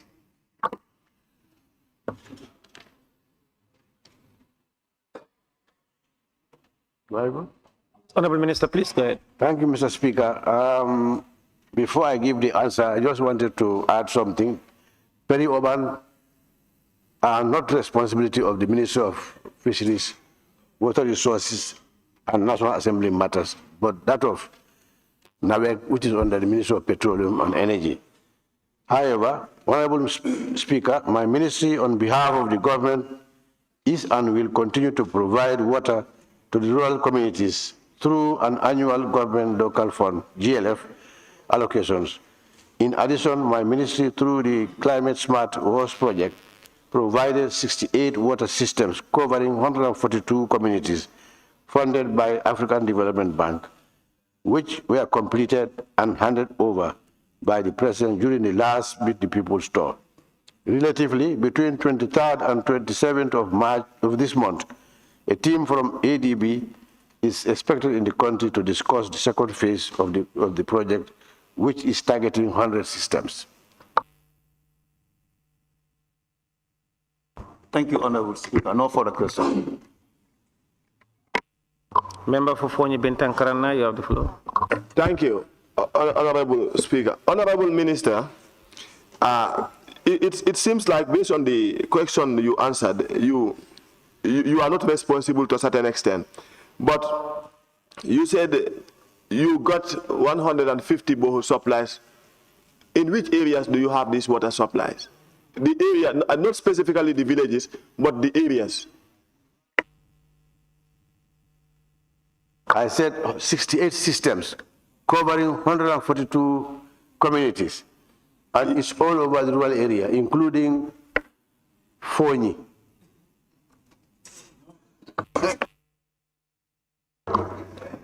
Member for Central Badibu, you have the floor. Thank you. Thank you, Honorable Speaker. Honorable Minister, you said there is going to be a kind of a second phase of this after your reassessment. Do you plan to consider GINAC in the second phase? The technicians will look at it and advise accordingly. Member for Brikama North and Minority Leader. Thank you very much. Honorable Speaker, Honorable Minister, in your response, you indicate that the second phase is what you are working on, or will be working on. And could you inform this August Assembly how many communities are projected to benefit from the second phase? And if that includes communities in Brikama North, Chembuje, Kubune, Bafuloto, Galoya, and then Kasakunda area. Thank you. Honorable, you have virtually created a substantive question. No, please, you cannot dribble like this. No, you are out of order.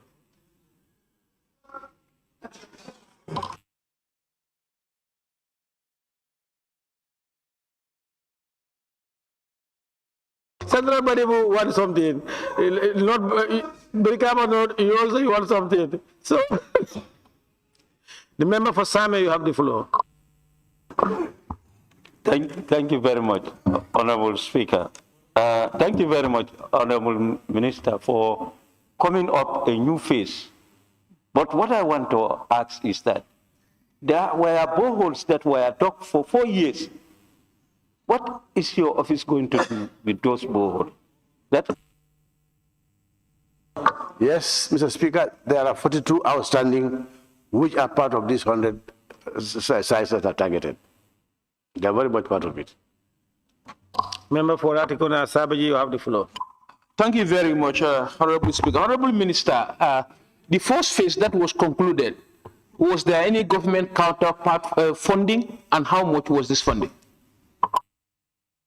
I think that's a new question completely. I have to do some research on it.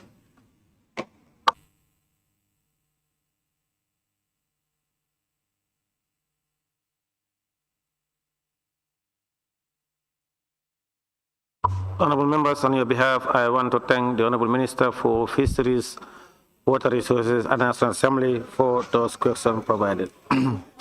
Clerk, we may proceed. Thank you. Question for oral answers. The Honorable Minister for Interior. Thank you. Questions for which due notices? Thank you. Honorable Member, Honorable Minister for Interior, you may take the podium. Questions for which due notices were given to the Honorable Minister for Interior by honorable members for oral reply.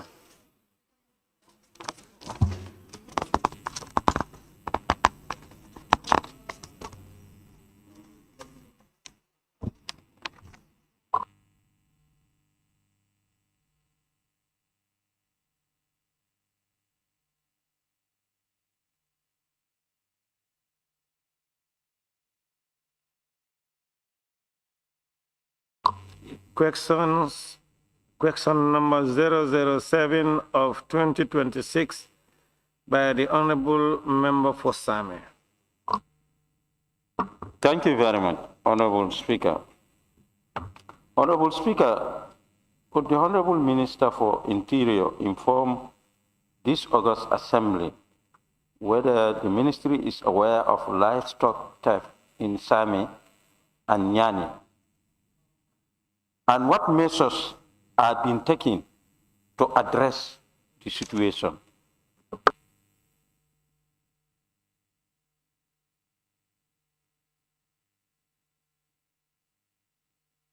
What is the problem?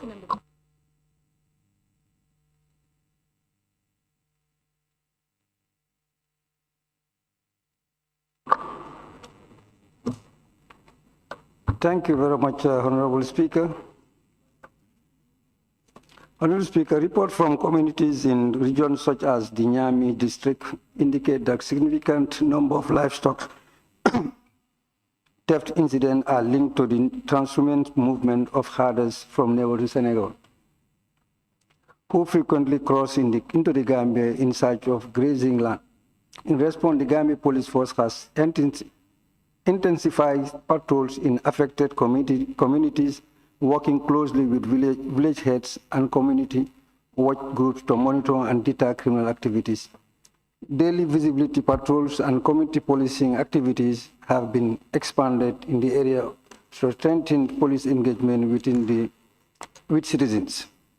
Despite the increased patrol and interagency coordination, operational challenges persist, particularly due to inadequate mobility and limited fuel resources. A recent evaluation of border and security infrastructure noted that lack of reliable vehicles and patrol equipment significantly hampers the ability of security personnel to conduct comprehensive patrols and respond quickly to incidents in remote areas. Thank you, Honorable Minister. Honorable Minister, would your office, hence you accept that it is common there, would your office prioritize Nyani and Same, the securities there, to have a mobility so that they can easily monitor these activities? Okay, thank you.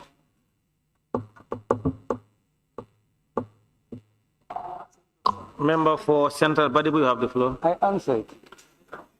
Central Body, I said, okay. Honorable Minister, Minister of Interior, Honorable Minister, let them not engage you. If they engage onto any question, don't answer. Okay, Central Body, you have the floor. Thank you, Honorable Speaker. Thank you very much. Honorable Minister, do you plan to have more community policing as far as this theft issue is concerned, community engagement? Yes, I did answer. I did mention it in my answer.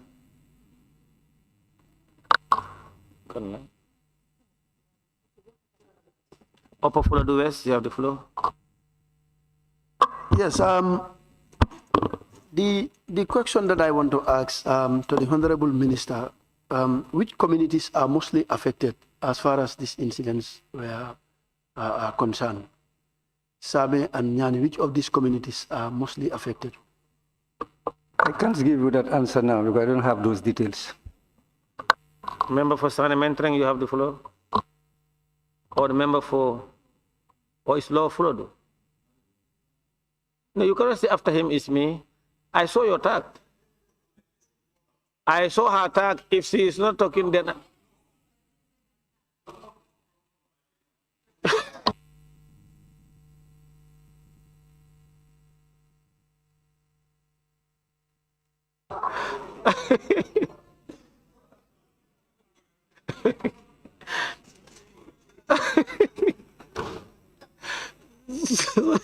so it's low body then? Yes, low body, we have the floor. Thank you very much, Honorable Speaker, and thank you very much, Honorable Minister. Honorable Minister, have your men ever made any arrest with regards to this theft in Nyani or Same? Have they ever made any arrest with regards to this animal theft? They may, but I don't have the details. Yes. They may, but I don't.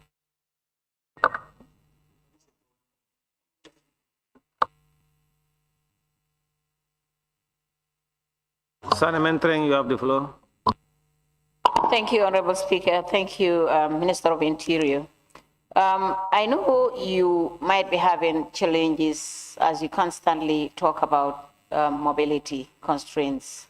Would it be possible, because this animal theft is alarming in that area, would it be possible, or is there any possibility of shifting or taking one vehicle from the urban area to that area so that problems could be solved? Thank you.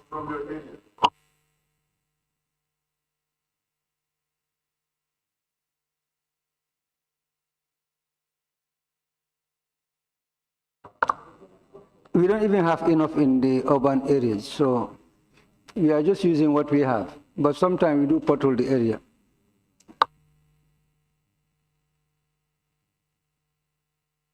Nominated member Fatuke Jawara, you have the floor. Thank you very much, Honorable Speaker. Honorable Minister, hence you have exhausted all the mechanism, patrols and presence of armed men in street. Do you have any other mechanisms in place to apply apart from this? Hence you have challenges of mobilities and others. I did say that in my answer. We are doing community policing, we are consulting with the village head, we have also youth groups, vigilantes, all of them are doing their job.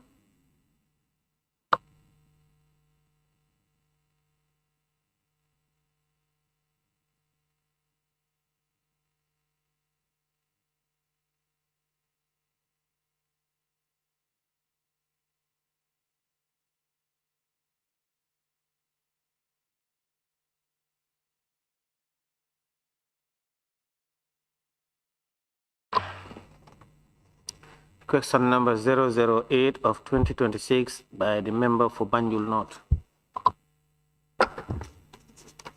Thank you very much, Honorable Speaker.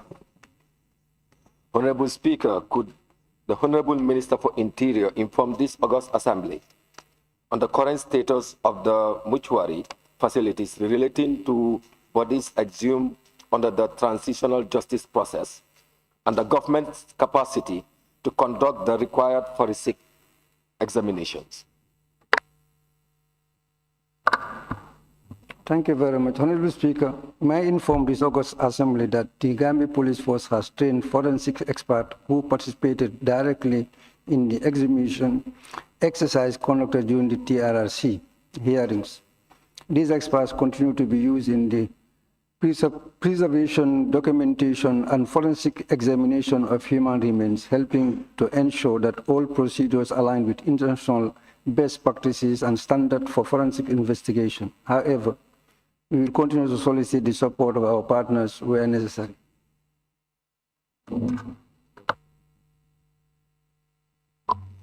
Question number 009 of 2026 by the member for Bakau. Thank you very much, Honorable Speaker. Honorable Speaker, could the Honorable Minister for Interior inform this August Assembly what concrete measures the government has put in place to strengthen internal security, border control, and intelligence coordination in light of emerging security threats in the sub-region and recent incidents in the country? Thank you.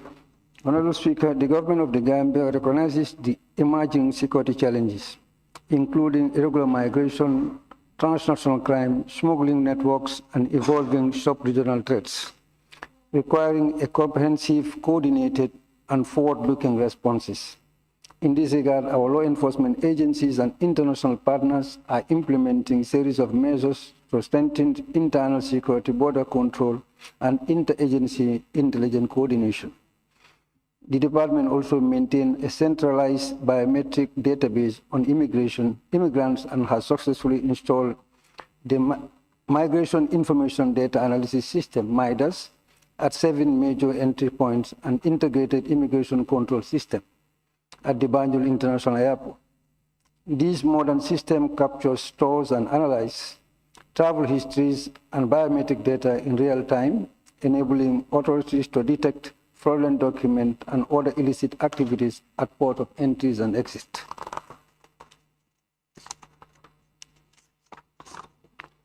Honorable Speaker, with funding from IOM, these 3 state-of-the-art border posts have been constructed and now operational to facilitate integrated border management for operational efficiency. These modern facilities equipped for migration processes and surveillances, improve management on national borders. Internal security has also been reinforced through an increased police presence, expanded community policing initiatives, and deployment of rapid response units, including the highway patrol unit. To consolidate this gain, additional resources are essential, particularly to further equip and expand the border patrol units and enhance its operational capacity. Continuous capacity building in counterterrorism and cybercrime, strengthening partnership with international partners, and the review and update of legal framework to adequately cater for organized crimes offenses. This demonstrates the government commitment to safeguarding national security. Thank you very much, Honorable Speaker. The response given when it comes to border control is very satisfactory. But when we talk of the internal security, we have seen in recent times, people are being attacked in their homes. What measures are you taking as a ministry to minimize those attacks? What we are doing, we can only patrol the streets, but we cannot guard the homes.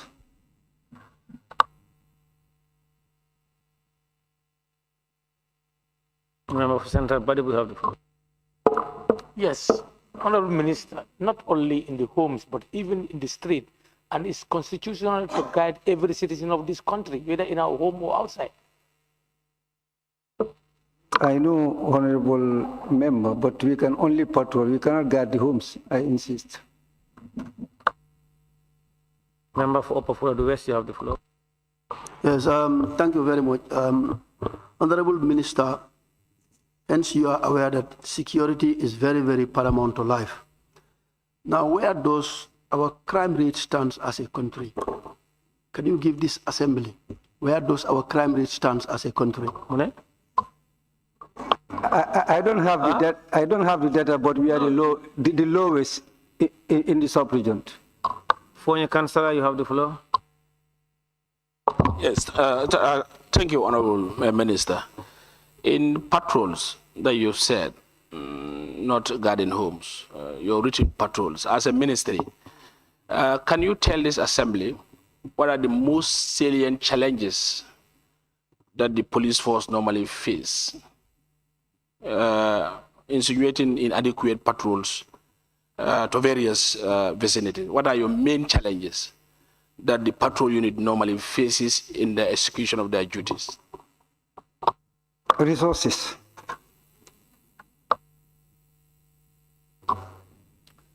Question number 010 of 2026 by the member for Lower Badibu. Thank you very much, Honorable Speaker. Honorable Speaker, a magistrate at the Carnifing Magistrate Court was recently attacked in court, which led to the suspension of proceedings in that court. Could the Honorable Minister for Interior inform this August Assembly what measures have been taken to provide adequate protection for the magistrates? Thank you very much. Honorable Speaker, I wish to inform this August Assembly that the government has taken immediate and decisive action to protect members of the judiciary following the unfortunate incident at the Kanifing Magistrate Court. The magistrate affected by the incident has been provided with armed personnel orderly from the police intervention unit. Furthermore, the PIU personnel are now deployed to the court premises during trials, ensuring the safety of the magistrate court and the litigants. The Ministry of Interior remains fully committed to working closely with the judiciary to strengthen security arrangement, enhance coordination, and uphold the integrity of our justice system. Thank you. No further questions, Senator. Fatou K. Jawara, nominated member. Fatou K. Jawara. Thank you very much, Honorable Speaker. Honorable Minister, apart from providing security for the magistrates, what punishment have you put in place to those perpetrators who obstruct the proceeding of the judiciary?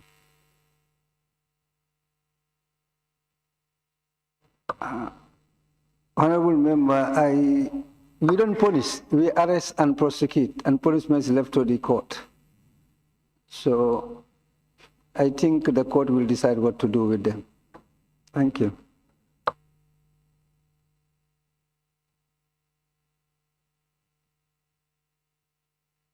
Member for Brikama North and Minority Leader. Thank you very much.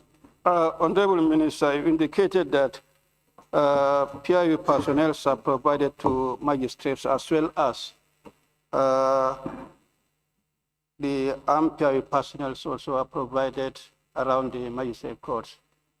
Is this covering the entire country? No, Honorable.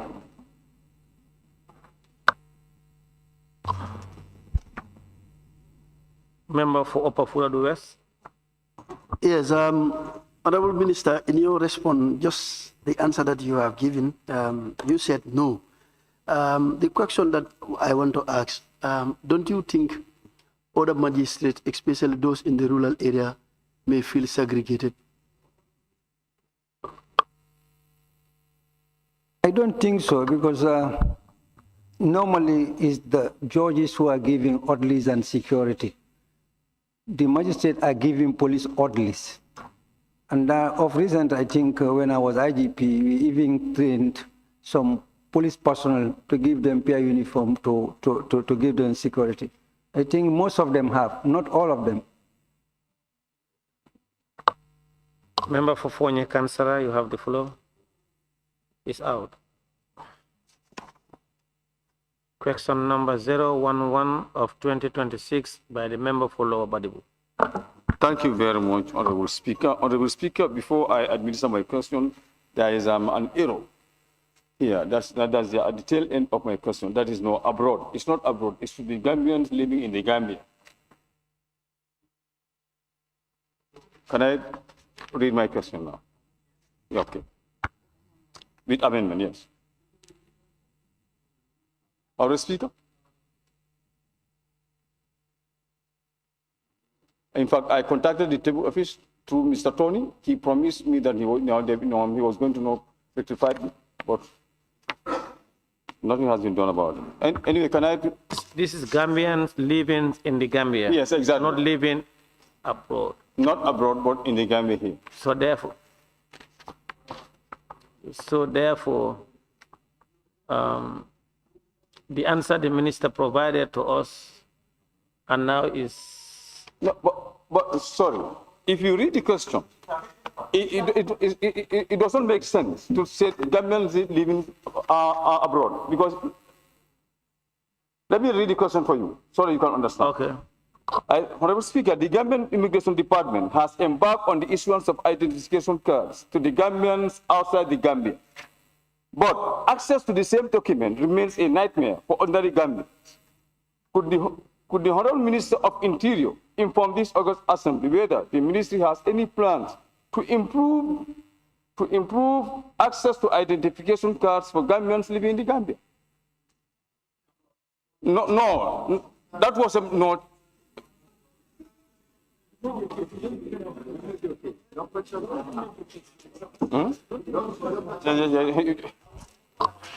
Honorable members. No, Mark.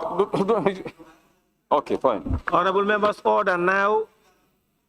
Now the member for Bakau, you have, sorry, the member for Lower Badiwu, you told us what is submitted is not what is in the. So now, therefore, there is fundamental difference.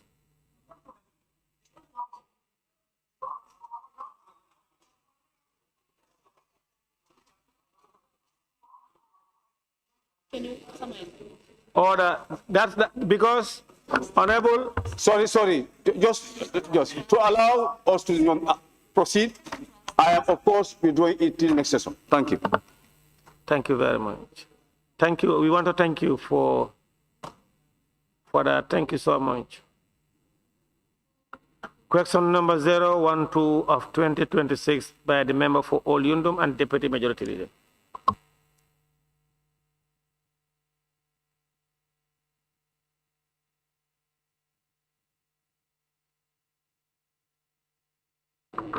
Thank you. Honorable Speaker, could the Honorable Minister for Interior inform this August Assembly whether the government plans to review and update the Drug Control Act of 2003 to address current challenges related to drug trafficking, abuse, and related offenses? Thank you very much. Honorable Speaker, the government recognizes the need to strengthen our legal framework to effectively address the evolving challenges posed by drug trafficking, abuse, and related offenses. The process of overhauling the Drug Control Act 2023 is ongoing. A drafted document is already generated and submitted to the Ministry of Justice for review and legal drafting. Once the bill is ready and passed, it will enhance effectiveness in our response to emerging trends in drug trafficking and abuse. Perhaps maybe the minister can tell us whether his ministry will be following Minister of Justice to either fast track the bill so that you can have it on time and submit it to the Parliament for our consideration. Is that going to? Yes, we will do. We have almost five to six acts on all the institutions under my purview. The member for Central Body, you have the floor. Yes, thank you very much. I think, Honorable Minister, this act needs serious, it needs to be revisited. And do you plan to declassify cannabis sativa as a hard drug? I said, do you plan to declassify cannabis sativa as a hard drug? No.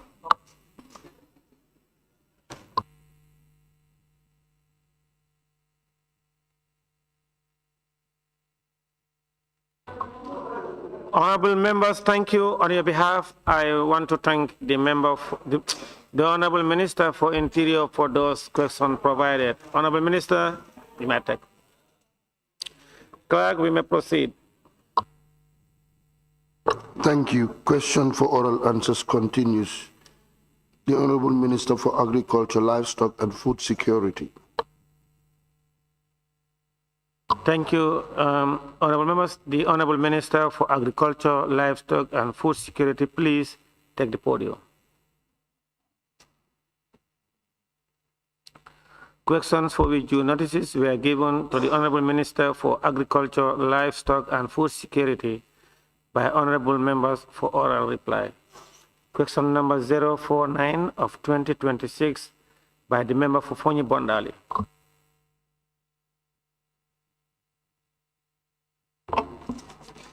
Thank you, Honorable Speaker. Honorable Speaker, could the Honorable Minister for Agriculture, Livestock and Food Security inform this Assembly if of the current status of women garden in Alokunda and gardens in Kayabor and Gendin?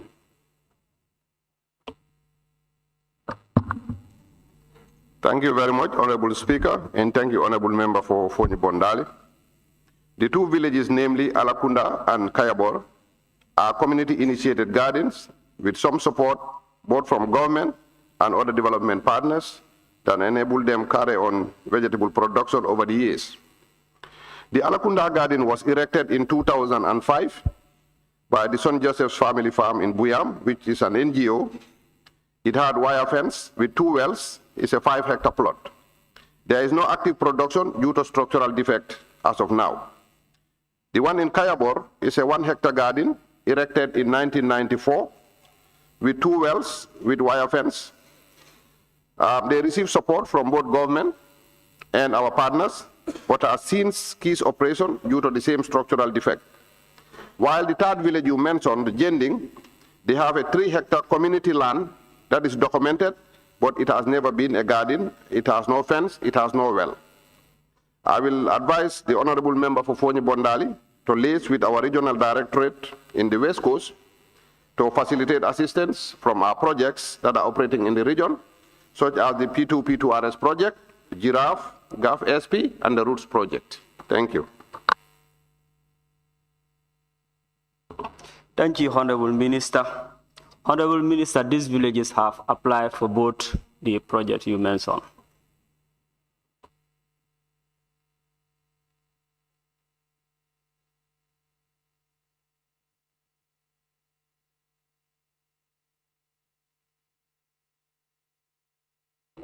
Honorable Moyes? No, I did. That is okay.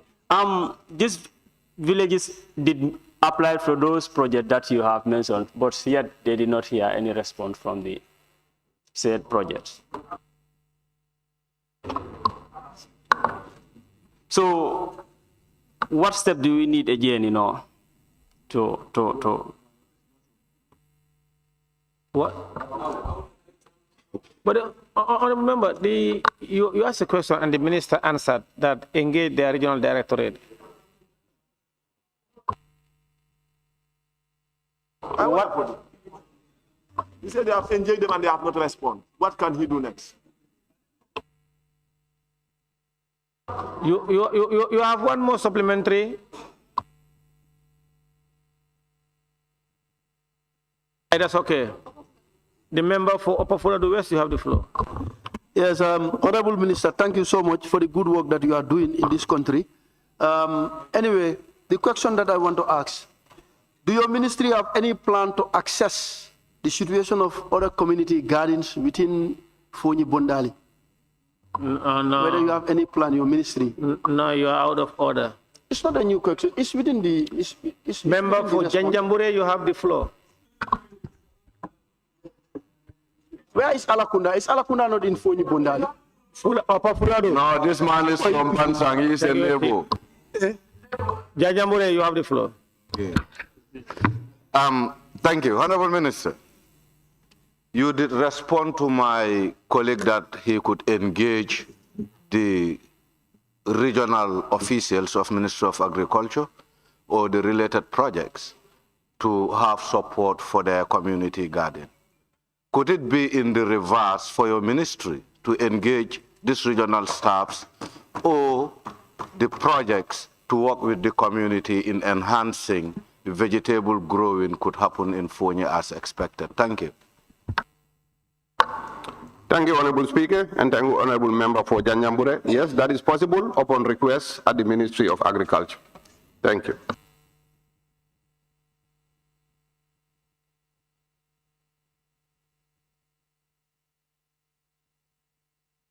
Member for Fonyi Brefet, you have the floor. Thank you, Honorable Speaker. Honorable Minister, in your response, you mentioned that there is a garden supported by St. Joseph since 2002, and you said there is no active production right now. Maybe the garden is dilapidated. Honorable Minister, do you have any plan to rehabilitate that garden if the garden is not working?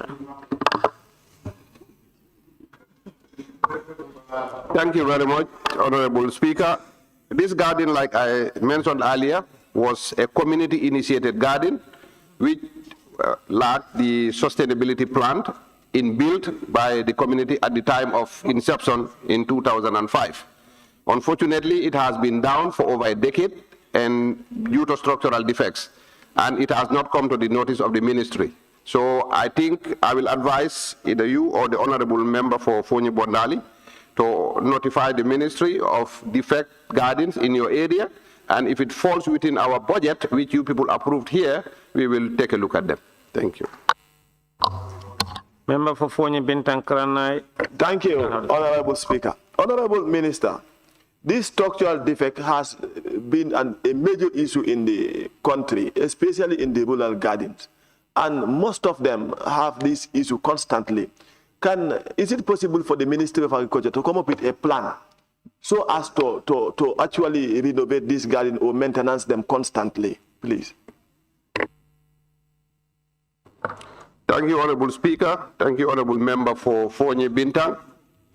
I think for sustainability purposes, it will not be prudent for the Ministry of Agriculture to constantly be renovating gardens. I think for sustainability, we will be building the gardens, build committees and structures that will oversee these gardens locally, and then be responsible for minor maintenances. Because most of the gardens, there will be a dependency syndrome if we have to do maintenance cost of even less than $1,000. So our output now from hence is to form committees, and we call them sustainability committees, and then that is the way forward. Thank you. Member for Kiang West, you have the floor. Yes, Honorable Speaker, Honorable Minister, this is a follow-up on Honorable Member for Fonyi Bondali's supplementary question. He has confirmed that these people have sent several applications. So are you ready to re-engage those people to make follow-up on those applications, and how soon could you do that so that the applications that are on your table could be given due consideration? Thank you very much, Honorable Speaker, and thank you, Honorable Member for Kia. As far as I'm concerned, there is no application on my desk or the desk of the Permanent Secretary at the Ministry of Agriculture.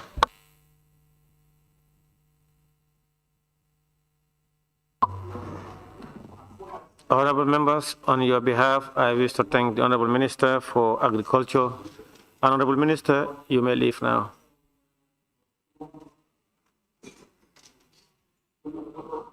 Clerk, you may proceed.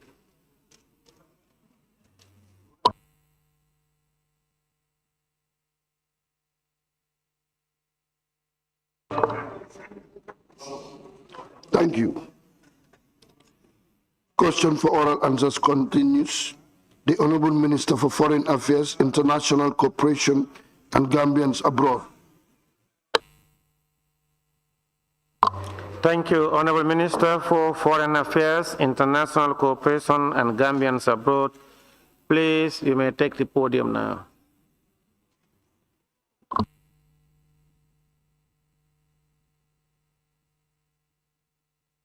Questions for which due notices were given to the Honorable Minister for Foreign Affairs, International Cooperation and Gambians Abroad by Honorable Members for oral reply.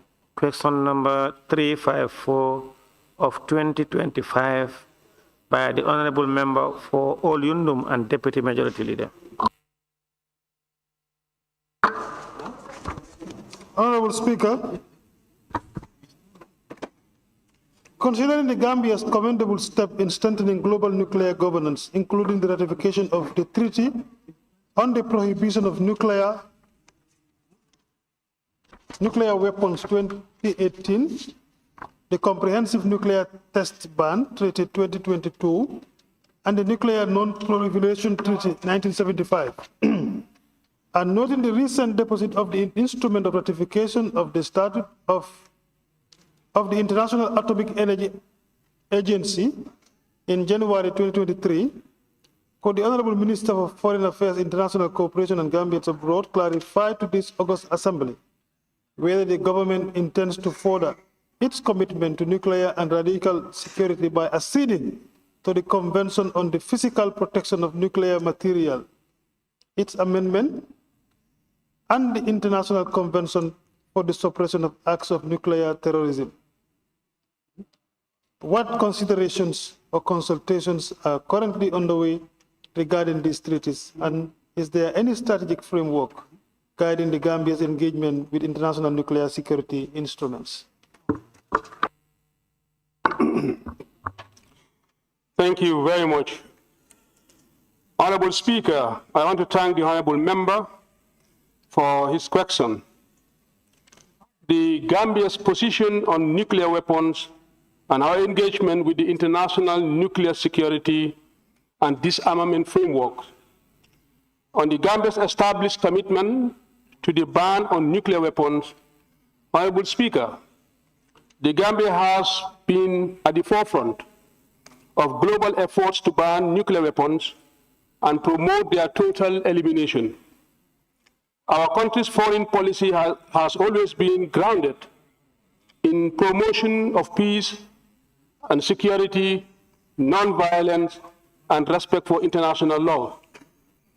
In this regard, the Gambia has ratified the following key global instruments relating to the ban on nuclear weapons: the Treaty on the Non-Proliferation of Nuclear Weapons, NPT 1975, the Treaty on the Prohibition of Nuclear Weapons, TPNW 2018, and the Comprehensive Nuclear Test Ban Treaty, CTBT 2022.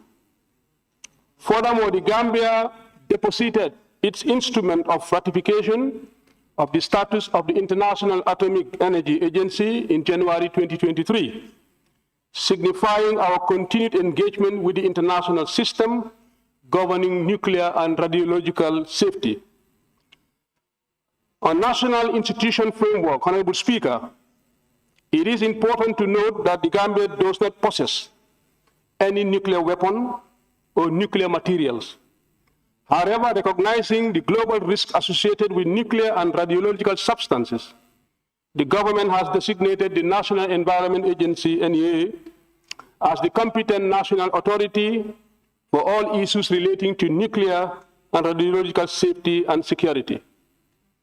The NEA works closely with the IAEA, which provides the technical guidance and capacity building and regulatory support to ensure the Gambia maintains the highest standard of safety and compliance.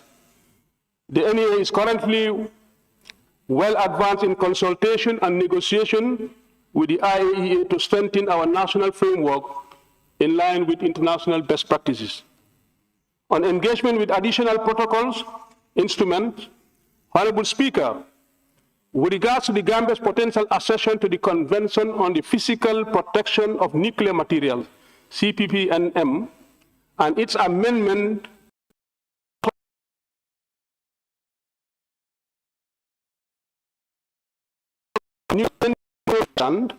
consultations are also ongoing with the coordination of the NEA in collaboration with the Ministry of Foreign Affairs and the Ministry of Justice and other relevant institutions.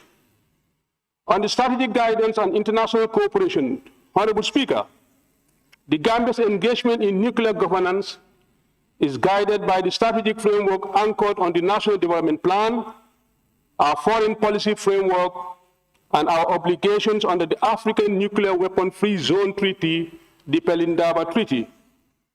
These frameworks prioritizes peace and disarmament, and also national values, safety and security in the peaceful use of science and technology, and active multilateral cooperation to the IAEA and the African Commission on Nuclear Energy.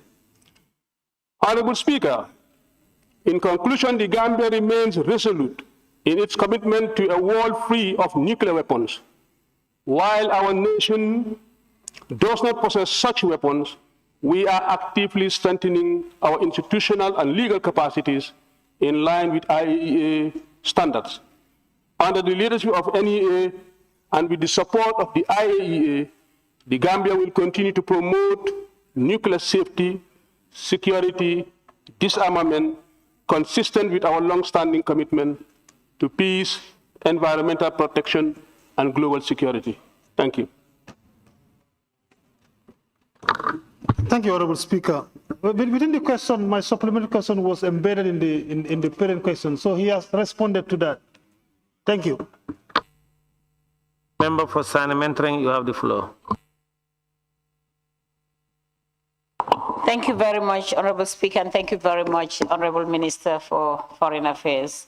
Honorable Speaker, I just want the Honorable Minister for Foreign Affairs to inform this August Assembly since when this information about the nuclear security to be brought before the Parliament to be ratified or to be treated to be ratified, how long did it take from that date to now? Thank you.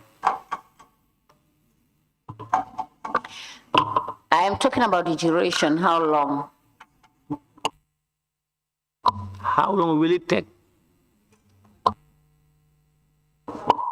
I'm just, you know, I remember Honorable Member for Olundum has brought before the Parliament a parliamentary question with regards to nuclear security for the government to take action.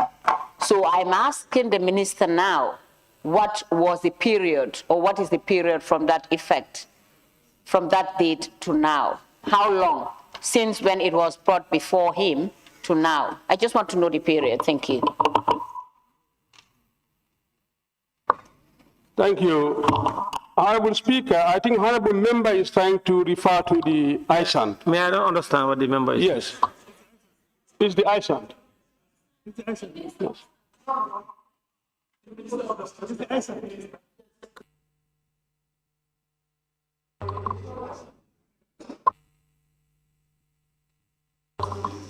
Honorable Minister.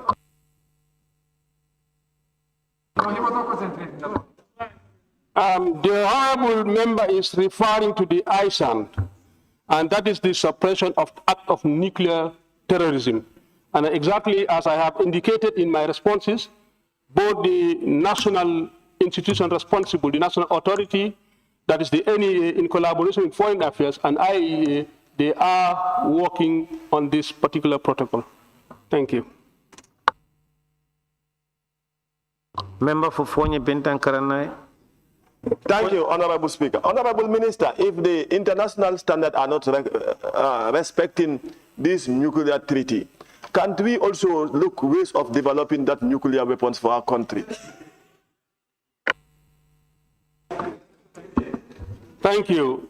Honorable Speaker, like we have said, the Gambia remains very committed in a world free of nuclear weapons, and we will continue to shape that policy of a free world without nuclear. Thank you.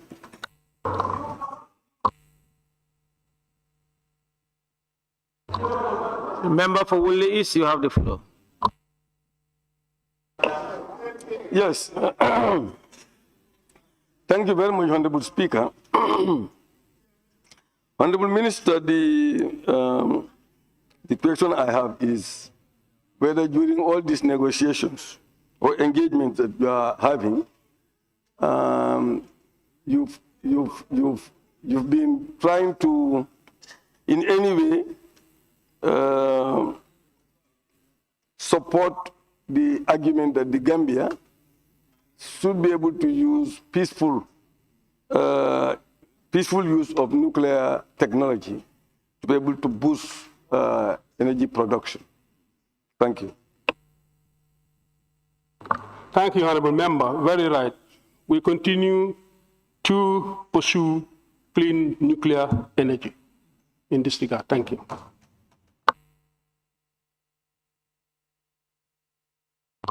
Member for Serekunda, you have the floor.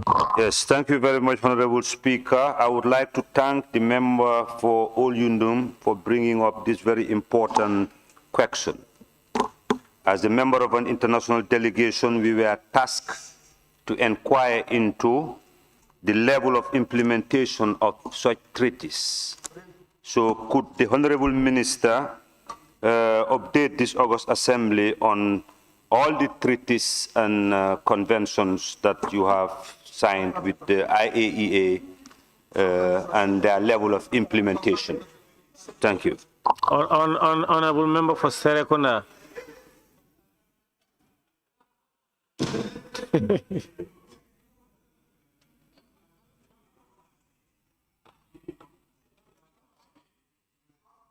You see, honorable member for Serekunda, members from Banjul Central, Janjambure, and Opasalom, I saw them laughing, enjoying their Ramadan. So you are out of order.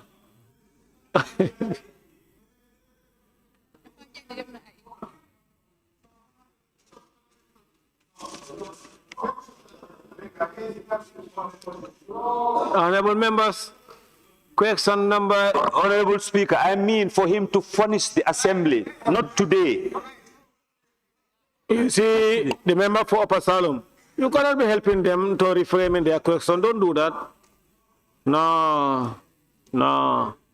Question number 355. Speaker, this is very important. We want him to furnish us. But you miss your chance. Your chance comes for only once. Question number. But you have been giving people chances. Okay, Honorable Minister, please consider updating him.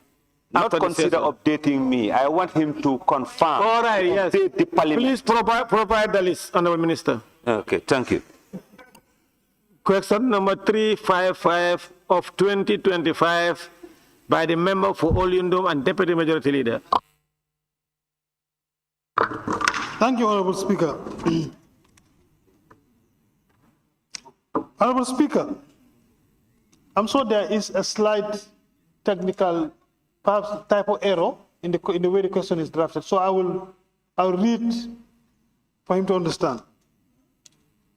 Honorable Speaker, you read. I mean the response, because the response was from the minister and not from you, the speaker. You know, if you read it, you see it's but read as it is, then you can explain. Okay, Honorable Speaker, in your response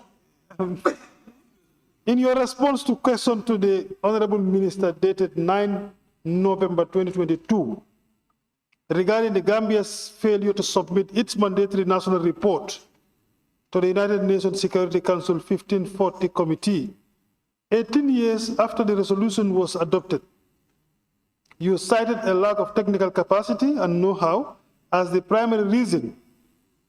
You further stated that the ministry would advise the Ministry of Defense as the line ministry to seek the necessary support to prepare the report. Could the Honorable Minister for Foreign Affairs, International Cooperation and Gambians Abroad explain to this August Assembly what concrete steps have been taken since that commitment to address the technical capacity gap? Has the Ministry of Defense received any external assistance, training or advisory support to facilitate the drafting of the report? And is there any projected timeline for when the Gambia will finally submit its national report to the 1540 committee? On that one, very Honorable Speaker, in your response to the question to the Honorable Minister, it should be Honorable Minister in your response. Honorable Minister. Thank you. Honorable Speaker, the Ministry of Defense serves as the designated national point of contact for the implementation of the United Nations Security Council Resolution 1540. In this regard, the ministry has recently engaged the United Nations Security Council Committee established pursuant to Resolution 1540 in 2004 to formally request sensitization and capacity building support aimed at strengthening national implementation and reporting mechanism. The committee has already expressed its readiness to provide the requested assistance, and these activities are expected to be conducted before the end of the second quarter of 2026. Honorable Speaker, I wish to also inform this August Assembly that the Ministry of Defense have already established a national disarmament committee comprising key stakeholders, institutions, defense, foreign affairs, justice, and environment, and other agencies. The purpose of this committee is to enhance coordination and address challenges relating to timely, comprehensive, and accurate reporting. Honorable Speaker, regarding timeline for the submission of the Gambia National Report, given that the preparation of the national report requires extensive interministerial and interagencies collaboration, it also involves data collections and the consolidation of resolution-specific informations. It is not possible at this stage to provide a definitive timeline for submission. The Gambia remains committed in fulfilling its international reporting obligations under the resolutions, enhancing transparency and reinforcing its commitment to global disarmament and non-proliferation efforts. Thank you. Perhaps, Honorable Minister, aside from the UN committee, would the ministry be willing to seek support from other international organizations who can give some technical advice to the ministry with regards to this resolution, how Gambia will be able to submit their first report? Would the ministry be open to that? Thank you, Honorable Speaker. I think that is a welcome idea. But already government, through the Ministry of Defense, is also engaging the United Nations Security Council Committee for technical assistance and capacity building in order to be able to prepare this 1540 committee reports. The member for Sanementering, you have the floor. Thank you, Honorable Speaker. Honorable Minister, you've made mention in your response that you need data collection. And I just wanted to know what are some of the challenges that you have in currently with regards to the data collection difficulty or the challenges that you're having. Thank you. Thank you. Honorable Speaker, the reason why Gambia has requested support from the United Nations Security Council Committee is just to build our capacity so that at least we can be able to do accurate reporting when it comes to this, particular, program. It involves a lot of, data collection from different agencies that are involved. And that is not a simple thing. That is why we are still behind in terms of, maintaining the timeline for our reporting, procedures. With the capacity and also with the support from the United Nations Resolution Council, we should be able to have these capacities built in so that reporting can be done on time. Thank you. Member for Kantora, you and Majority Leader, you have the floor. Honorable Minister, considering that this is a mandatory requirement, I don't know whether it attracts some sort of punitive measures, I don't know. But knowing that we are still lacking to fulfill an obligation that is mandatory on us, and haven't identified the problem is capacity, have you prioritized this thing through budgetary allocation before looking for outsourcing or looking for support elsewhere? If it's very germane and key, I think measures has to take by the ministry itself to prioritize building the capacity for us to meet the obligation. What measures do you put in place? Thank you. Honorable Speaker, the Gambia recognizes the importance of maintaining and also going according to our international obligations when it comes to the reporting time.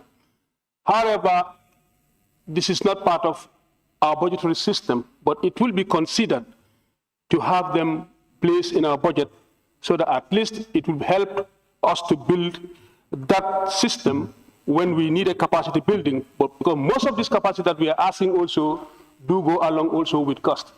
So we will also take note of this initiative and try to make sure we put it in our program.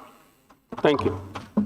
Honorable members, in accordance with Order 13, I hereby suspend the Assembly for 30 seconds.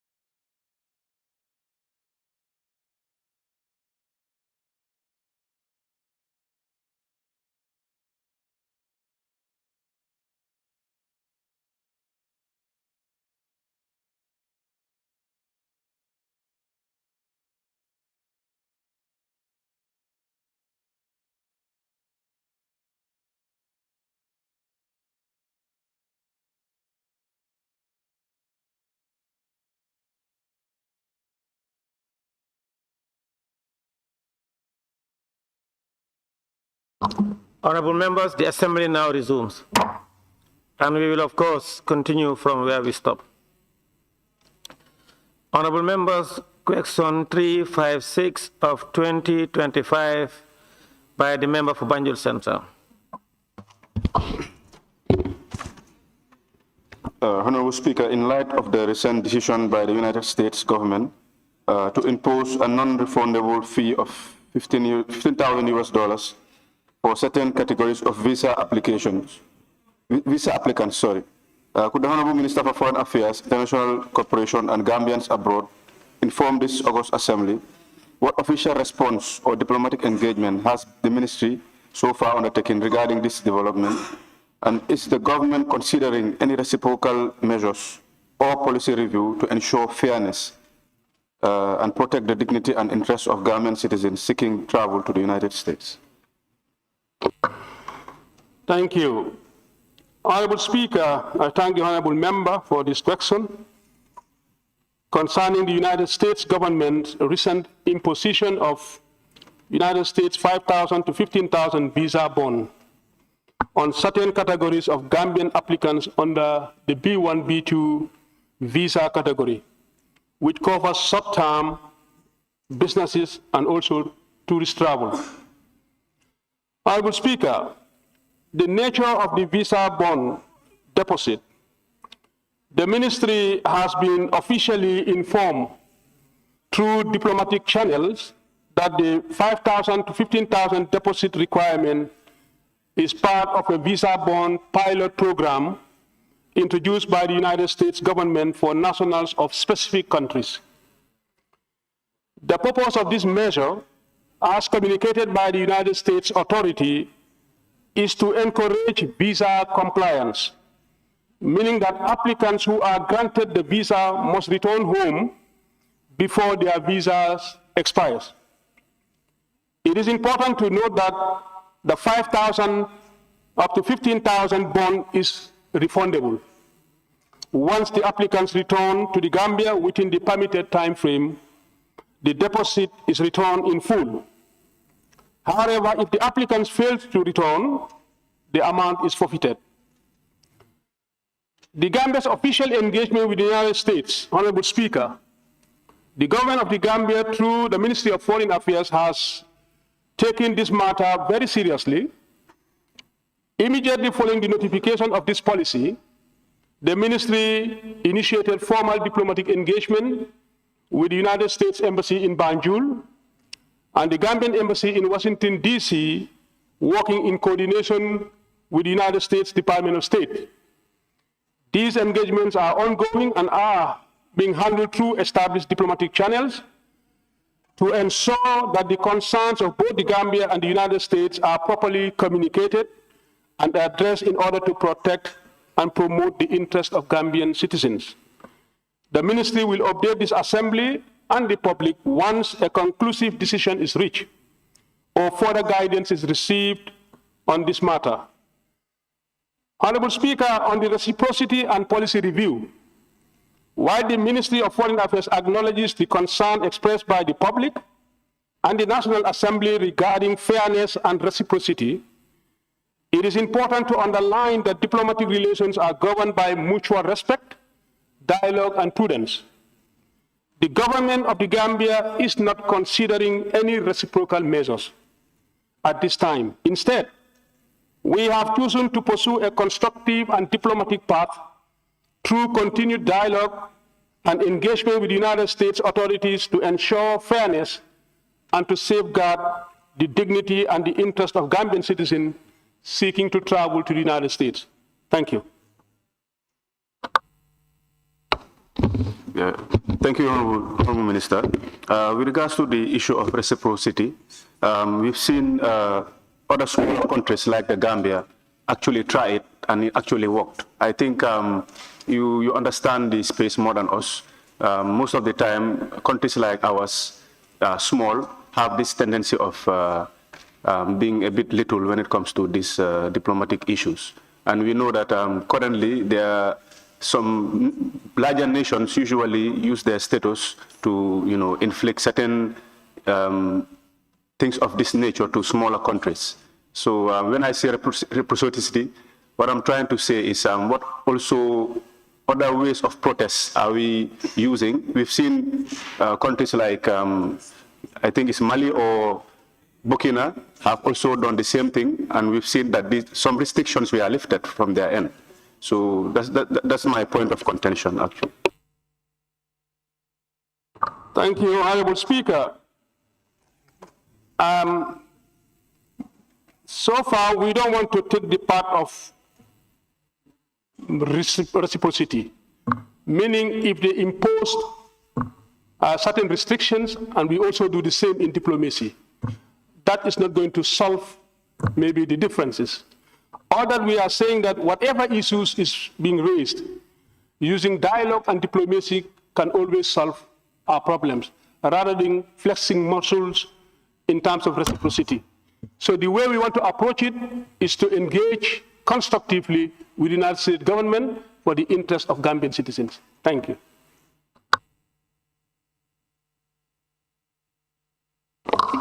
Member for Woolly East. Yeah, no, I have a supplementary. Question. Yes, Honourable Minister, when it comes to, I understand where you're coming from. It's always good to take the diplomatic path first. But I want to know exactly in what capacity are you engaging them? In what capacity? Yes, at what level? Yes. Is it based on a waiver? Is it based on a waiver? Based on the non-refundable issue of the matter at hand? In what level are you really engaging them? Thank you. We're asking the United States government to reconsider the restrictions in the first place, and also to consider lifting the visa bond policy placed on certain specific countries, including the Gambia. These are the two approaches that we are using, and the only way we're doing it is through our missions in Washington, D.C., and also from the Ministry of Foreign Affairs with the United States Embassy in Banjul here.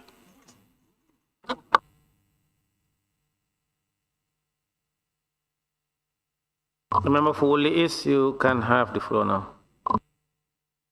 Thank you very much, Honorable Speaker. Honorable Speaker, this is a very difficult situation. However, I was thinking if the Gambia would influence the AU so that concerted effort is being done in the process of negotiation to really lift this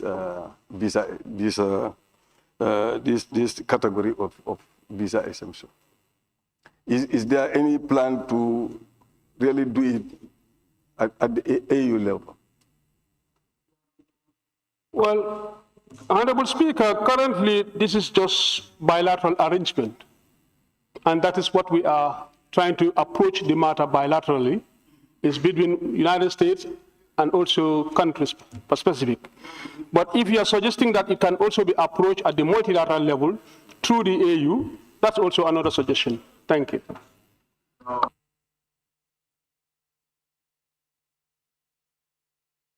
Member for Kiang West, you have the floor.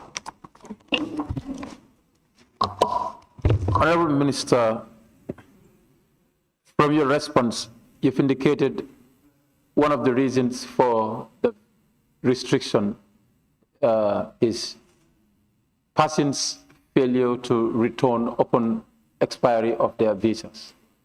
Was there anything part of those reasons for restriction that leads to non-compliance of the government in terms of U.S. government requesting government to do something and that has not been done? Therefore, they came up with those restrictions. Is there anything like that as far as your engagement with them is concerned? Thank you, Honorable Speaker. With regards to the latest development on visa restriction, is all about Gambians issued the requisite visa and failing to come back home at the expiration of their visas.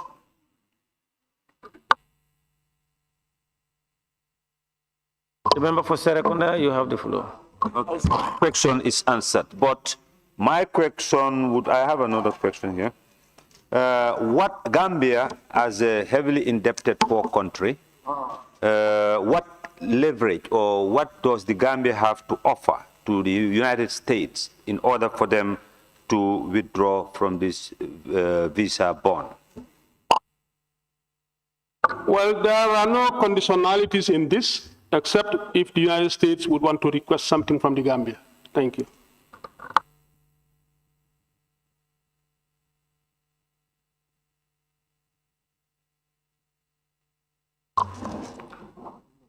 The member for Janjambure, you have the floor. Honorable Minister, thank you very much.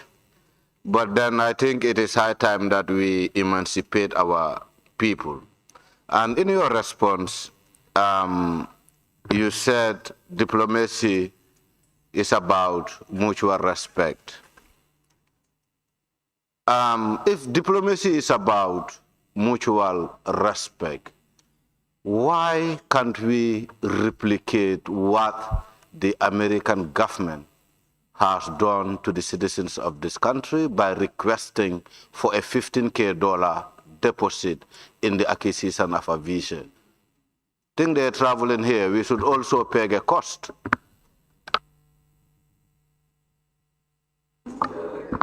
Well, thank you very much.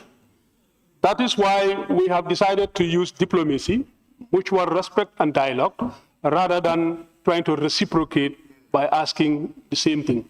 Instead, constructive dialogue can also solve whatever problem arises. Thank you.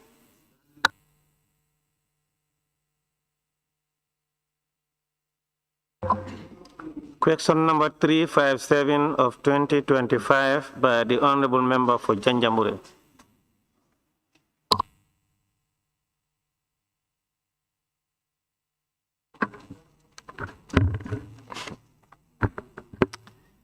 Thank you, Honorable Speaker.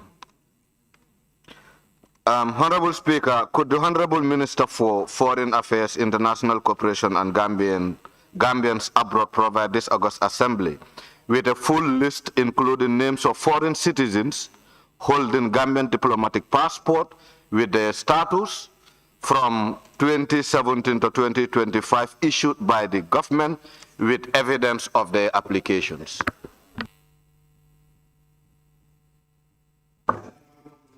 Thank you. Honorable Speaker, I thank the Honorable Member. Diplomatic passports are issued to clearly defined categories of persons whose duties, responsibilities, or official assignments require them to represent and advance the national interest of the Republic of the Gambia. In exceptional cases, and strictly where it is demonstrably in the national interest, foreign nationals who provide strategic services to the Gambia or who are formally engaged by the government in an official capacity may be considered for the issuance of diplomatic passport. Such consideration is subject to approval by the President, and applications for diplomatic passport are processed through established institutional channels and guidelines. The process involves multiple institutions, including Office of the President, Ministry of Foreign Affairs, Ministry of Interior, as the Gambia Immigration Department.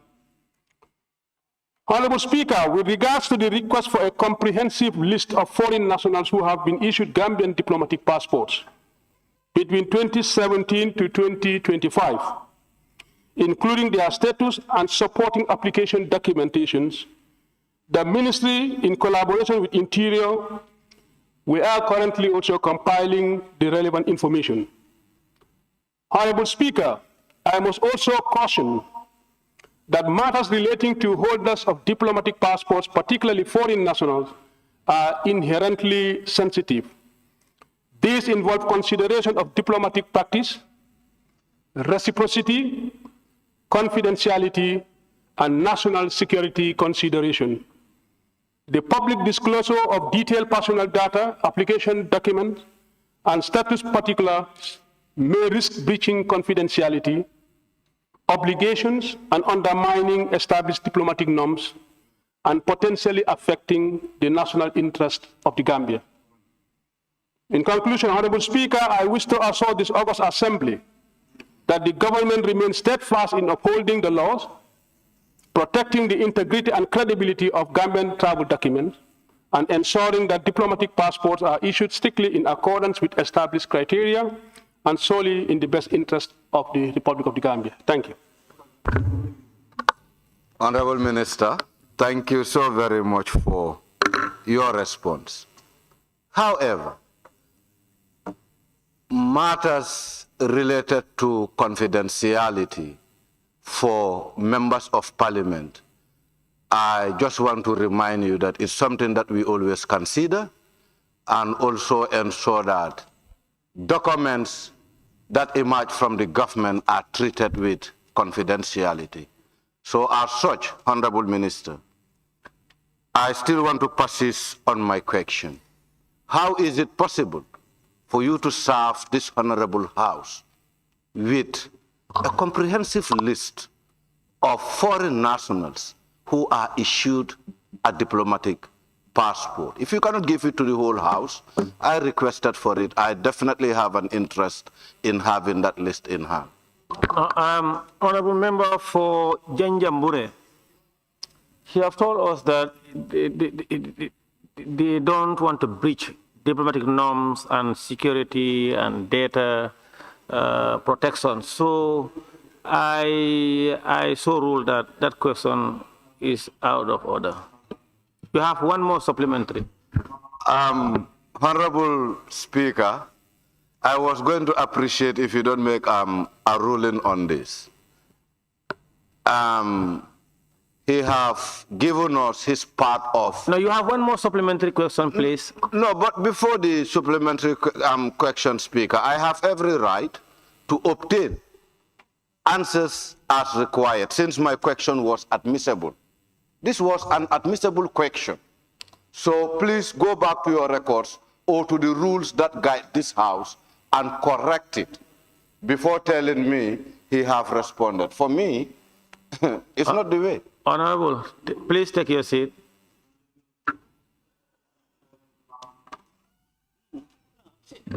Honorable member, you asked the parent question, the substantive questions, and he provided answer. Honorable member, you cannot be on the floor, in fact, being on your mobile phone, my friend. You asked a substantive question and he answered it. Your first supplementary question, you ask, no, and then I said, no, that is ruled out. No. You have a final supplementary question. Please ask that question. Honorable Speaker, let's get this right. Please, let's get it right. My main question was never answered fully. The Honorable Minister, with all due respect, gave us a summary of what is required by the procedures in terms of sharing such informations. And I stood back to say, my question is not fully answered, and I added it on my supplementary question just to ensure that I get my response. But my key question was never answered in relation to the list. And the question was admissible. Why did you admit a question when you think we cannot get answers for it? Honorable, please take your seat. Honorable, you are getting the whole thing wrong. You asked the supplementary, you asked your substantive questions, and he provided answer. In fact, a very long answer. Whether you are satisfied with the answer or not, but he has provided an answer. And then that is why we have supplementary questions for members to ask with view of ministers or a member answering for and on behalf of the National Assembly Authority and the Vice President to elucidate on the answer they provided. And you made a follow-up for supplementary question. And I said, no, because the minister has said he has answered it, and because of diplomatic norms and data protection, secrecy, and diplomatic whatever relationship, he's unable to provide it. And I said, that was asked. You are left with one supplementary question. Please answer that. Ask your supplementary question. Speaker, is very sad that our own rules are not being adhered to here, but you are telling me that let me adhere to what the minister have just told us here in terms of secrecy around diplomacy. However, no, we can, no, that's the fact. No, honorable member, you are getting it wrong. Exactly, you are. Honorable member, you are getting it wrong. I'm not getting it wrong. You are getting it wrong instead. Honorable member, please take your seat. No problem. Honorable member, what I'm saying is the minister or a member or the vice president, we don't have control of how they answer our questions. It will not be to our practicality. It is up to them to answer it the way they think is in accordance with the question that you ask.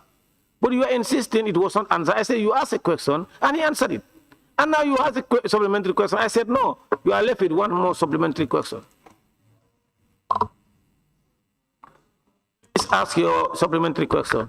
Honorable Minister, in your response, you did said your office and other institutions are working together in compiling a full list of foreign nationals who hold a Gambian diplomatic passport.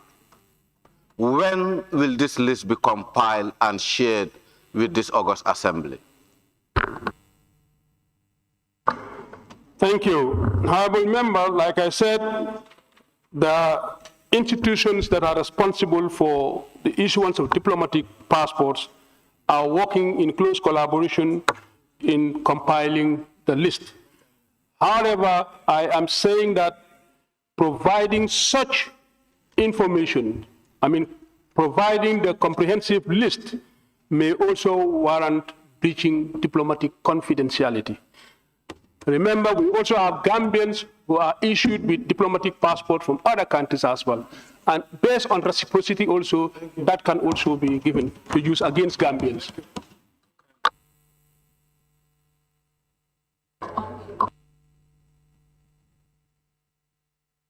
The member for Kiang West, you have the floor. Honorable Speaker, Honorable Minister, let me first concord with you on that submission of confidentiality. However, that confidentiality does not mean the list you are coming to submit to us is a wrong list. We are not complaining why do you submit it to them. All that we want to confirm, Parliament also is bound by rules that if anybody breach that rules that jeopardize the integrity of our country, there is a punishment for you as a member of Parliament. So when Parliament required a document, there should be that trust enough that there would be, security of that document. So when will you supply National Assembly with this document? Honorable members, this is a public place. Parliament is a public place. If you bring a list here, it's for the public. There is no confidentiality. Then the confidentiality will be breached by supplying a list here to Parliament. This is a public bantaba. No. It has been fully answered. So once the policy is fully Member for Banjul Central, you have the floor. Thank you very much, Honorable Speaker. Honorable Minister. There is a point of order from the member for Serekunda. Yeah, point of order, and as per the Constitution 19... Please refer us to the point of order you're raising. Yeah, I'm using the Constitution. Is this the point of order? Yes. No, it's not point of order. The Constitution. The Constitution cannot Majority Leader. Majority Leader.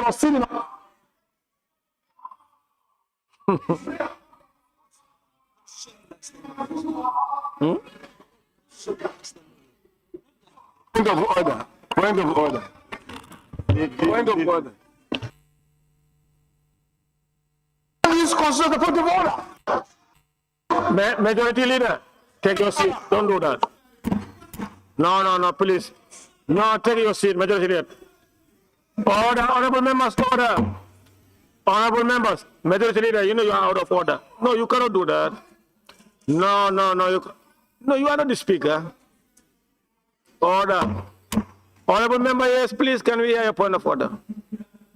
Point of order 8.2. 8.2. On the constitution or what? No, on the standing orders. The constitution. And for the section 109 of the constitution, for the section 109 of the constitution 3, sub 3, for the purpose of effectively performing its function, each of the committees shall have all of the powers, rights, and privileges as are vested in the High Court. And 3B, compel the production of documents. So what the member for Janjambure is asking is constitutional. Order, honorable members, allow me to rule. Order, members for Upper Salum, Lower Salum, Nyamina Dankunku. Nyamina Dankunku, I'm not saying Nyanija. Nyanija is in order. Dankunku and others. Member for Serekunda West. Sorry, member for Serekunda. You know you are out of order. You cannot do that. You are not in the committee session. Don't do that, my friend. No. Speaker, it's the same powers. West, don't do that. It's the same powers. West, it's the same powers. Don't do that, please. It's the same powers. West, don't do that. West, don't do that. Honorable members, order. West, don't do that. Please. Chair, Honorable members, you see, the problem is, you people are members of parliament and exert high sense of dignity, respect, and honor in society. Don't disrupt proceeding like that. And some of you have high regard for you people. But you will just want to bully me, and that's not correct. Don't do that. No, don't do that. Honorable members, you all know that you are just being deliberately misleading Parliament. The member of Serekunda, you see, you raise a point of order, you are arguing. Don't do that. He who seeks equity must come with clean hand. You cannot do that. You cannot seek the Parliament to be in order when you are disrupting, you are out of order.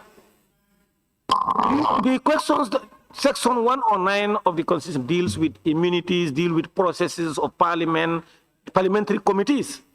And what you read, you yourself, you said the committees of assembly shall have the powers of a high court.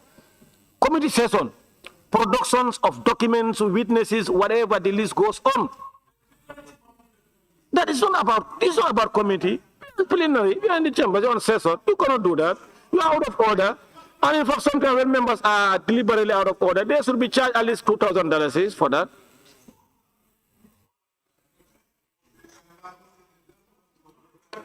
Member for Brikama North and Minority Leader, you have the floor. Thank you very much, Honorable Speaker. Honorable Minister, I consider that, yes, response was given to the question. Perhaps I could see that it was a more of a narrative surrounding the procedure that one undertake to acquire the diplomatic passport rather than the substance of the question. We rely on the full list and then as well as the status and evidence of applicants.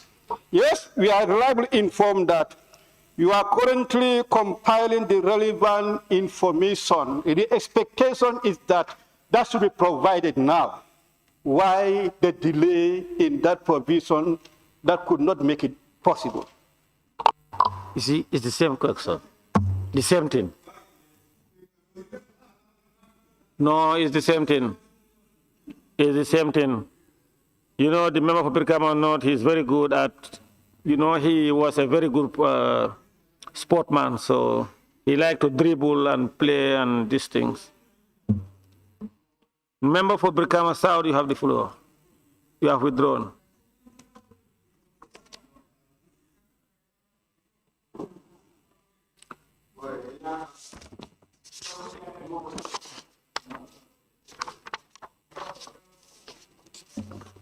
Question number 051 of 2026 by the Honorable Member for Brikama North and Minority Leader.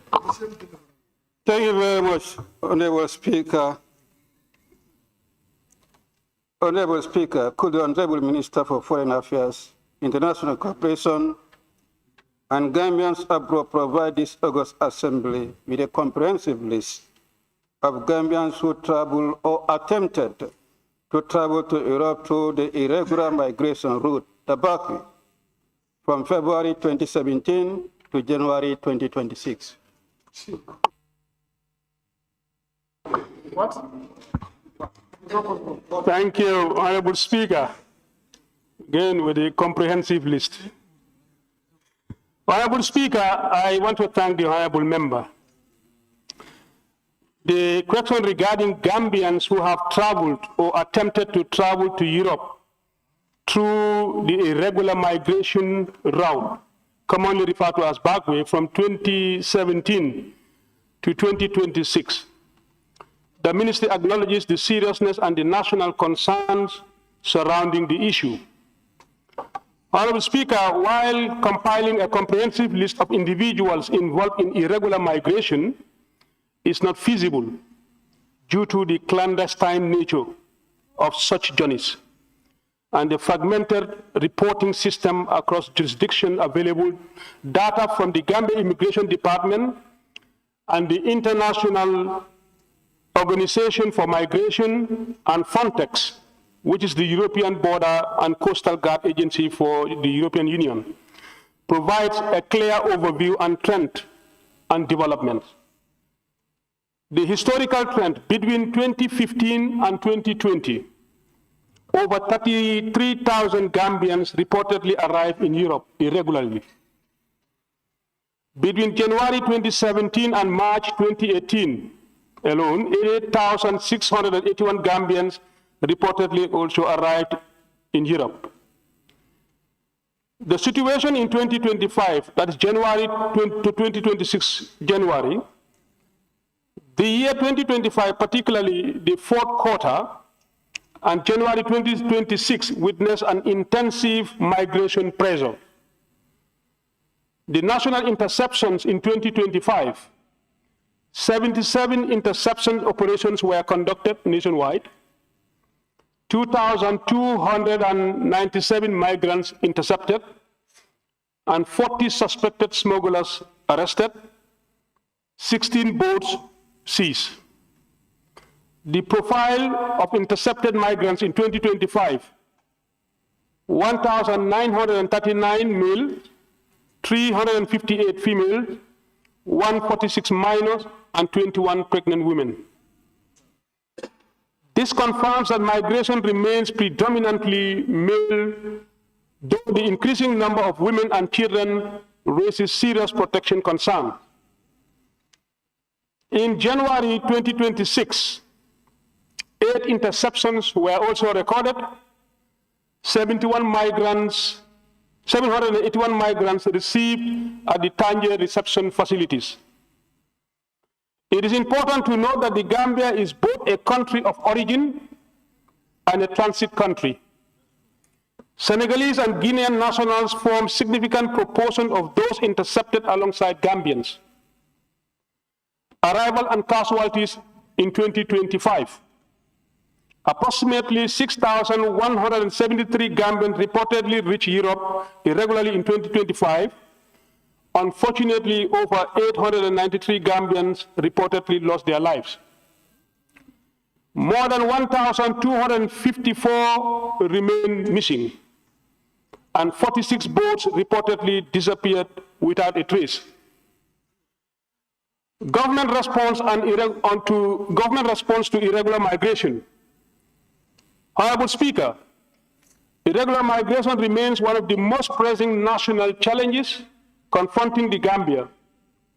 The government has adopted a comprehensive, coordinated, and multi-sectoral response aimed at addressing both the immediate risk and the root causes of irregular migration.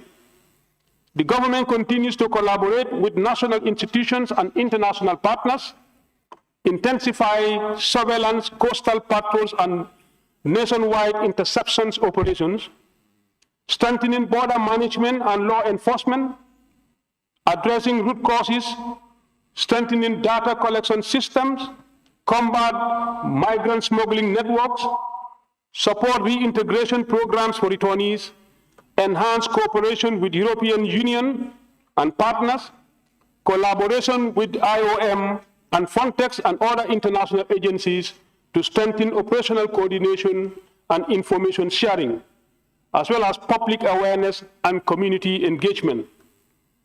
Honorable Speaker, in conclusion, irregular migration remains a complex, multidimensional challenge requiring a whole of government and whole of society approach alongside sustained international cooperation. The Ministry of Foreign Affairs is committed to transparency, engagement with this Assembly, and addressing both the root causes and the consequences of irregular migration. I thank you.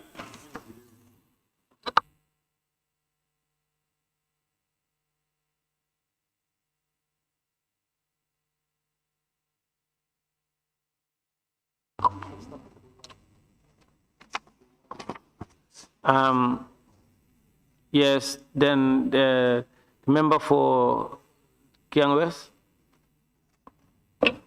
You don't have supplementary question. Honorable Minister, in your response, you've indicated. Order.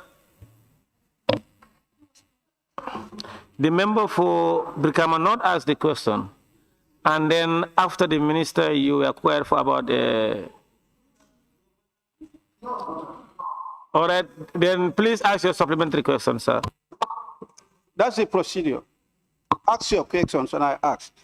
Honorable Minister, you indicated that it is rather not feasible to provide a comprehensive list. However, your response clearly indicated there were records of arrivals in Europe through the irregular migration. Could you provide a list of those that were established to arrive through irregular migration? Thank you, Honorable Speaker. These are records that are coming from the Gambia Immigration Department in collaboration with IOM and Frontex. However, we will try to make the list available. Thank you. Furthermore, Honorable Minister, whereas you could not provide the said comprehensive list on those who attempted to travel, you indicated in your response that there were interceptions that were done along the way. Several years were mentioned.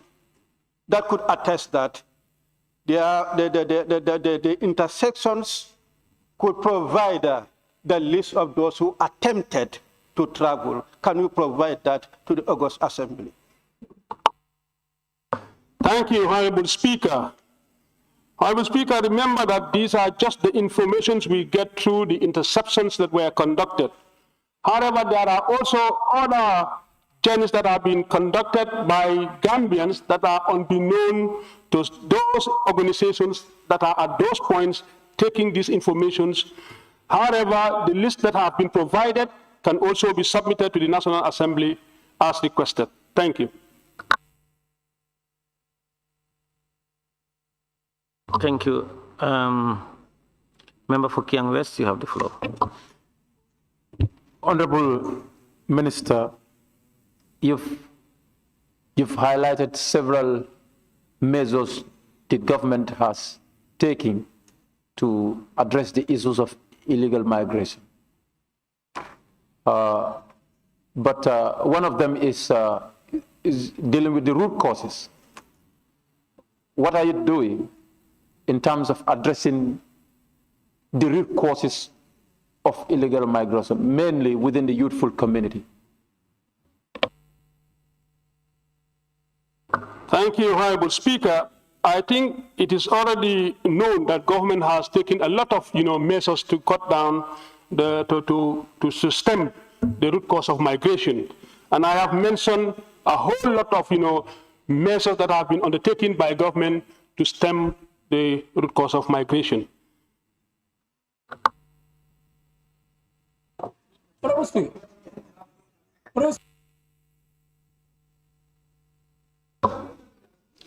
Member for Kantora and Majority Leader, you have the floor.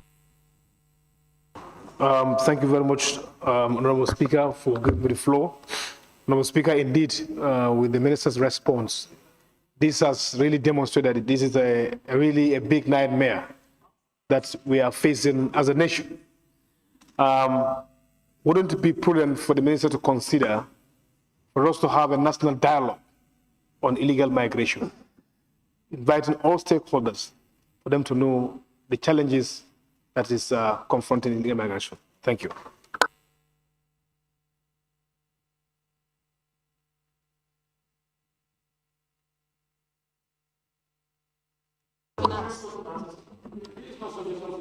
Member for Banjul Central, you have the floor. Rephrase it. I want to rephrase it. I'm asking for a national dialogue to address this issue of illegal migration, if Minister will see it as an option. Thank you.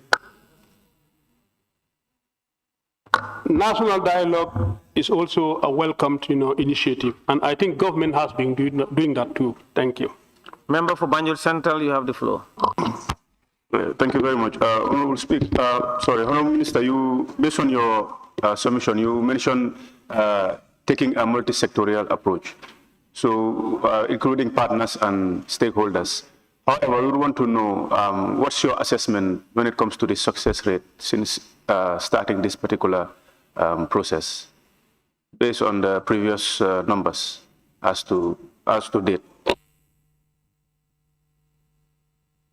Yes, I said you mentioned based on your submission that you've taken a multi-sectorial approach by engaging partners like IOM among other stakeholders.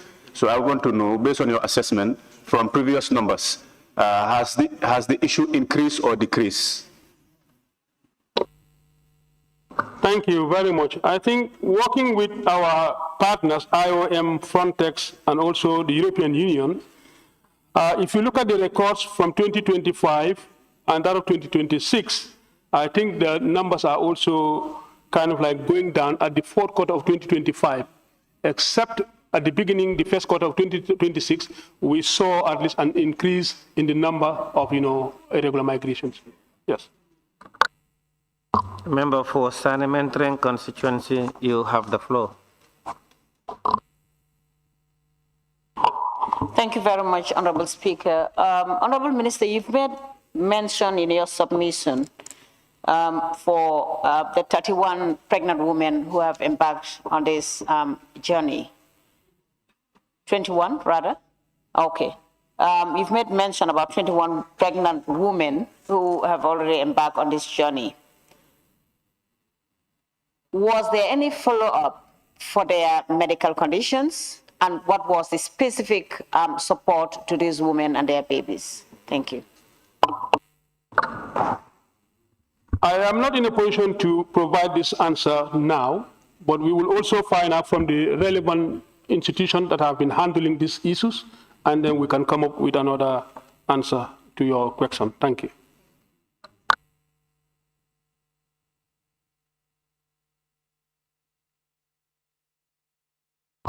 Honorable members, on your behalf, I want to thank the Honorable Minister for Foreign Affairs, International Cooperation and Gambians abroad for those answers provided to this August Assembly.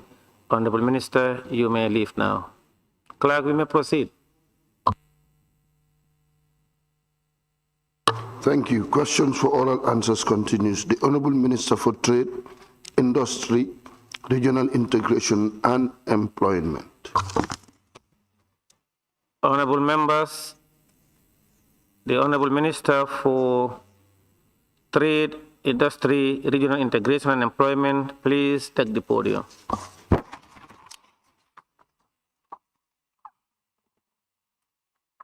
Questions for which due notices were given to the Honorable Minister for Trade, Industry, Regional Integration and Employment by Honorable members for oral reply. Question number 022 of 2026 by the member of Banjul North. Thank you very much, Honorable Speaker. Honorable Speaker, before I ask my question, I want to congratulate the Honorable Minister for his appointment. And from there, Honorable Speaker, could the Honorable Minister for Trade, Industry, Regional Integration and Employment inform this August Assembly whether the ministry conducted any assessment of the country's capacity to meet the demand for onions and potatoes during the moratorium from 1st March to the end of June or July 2026, and how the ministry plans to prevent local shortages from affecting prices?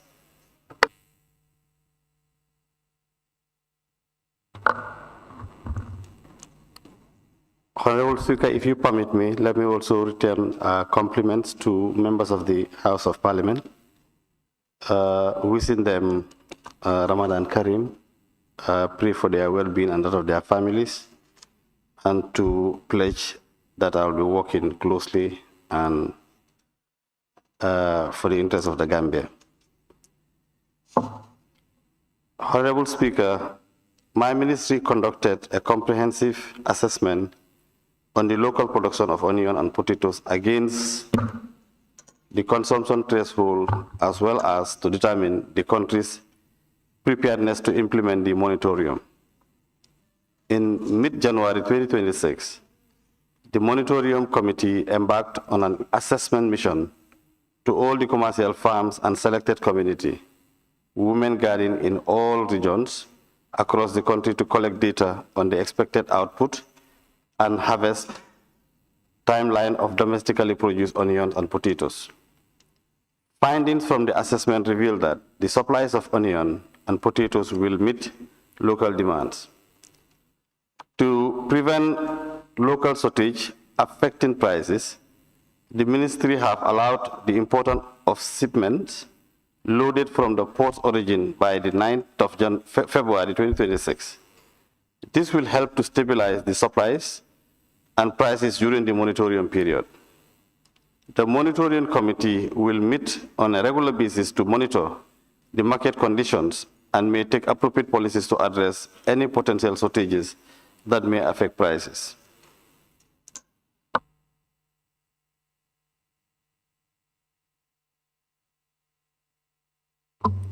Thank you. Question number 023 of 2026 by the member for Bakau. Thank you very much, Honorable Speaker. Honorable Speaker, in view of the increasing cost of living and economic hardship faced by ordinary Gambians, could the Honorable Minister for Trade, Industry, Regional Integration and Employment inform this August Assembly what interventions the government has introduced to stabilize prices of basic commodities and support vulnerable households?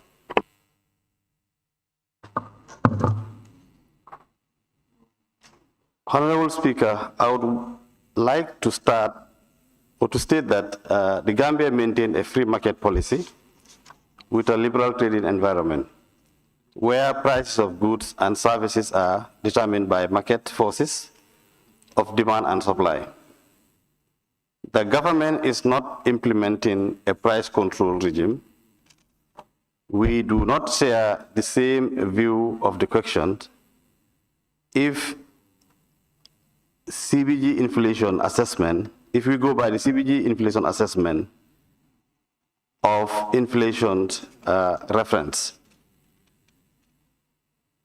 notwithstanding, the ministry monitors the stock and price level of essential food commodities in the market on a weekly basis to ensure their availability and accessibility, as well as mitigating any possible shortage through regular consultation with importers and to take appropriate business decisions.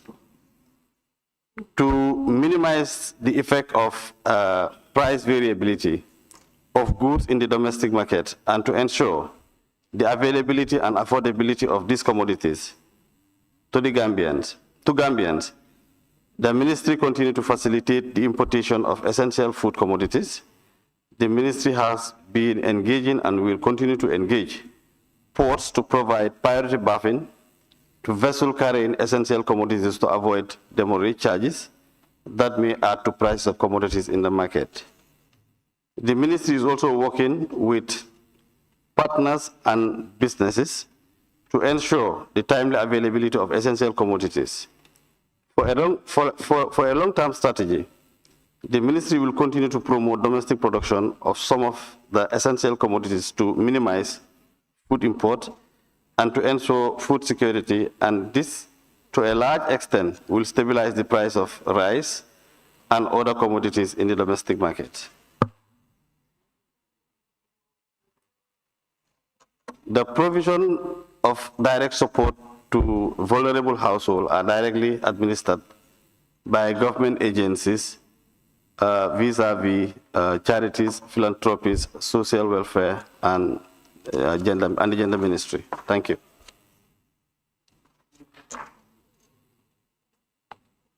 Honorable Speaker, if I heard the minister right, he talked about free market. In order to stabilize prices of basic commodities as a government or as a ministry, will it not be the responsibility of government to take leadership in order to stabilize prices of basic commodities?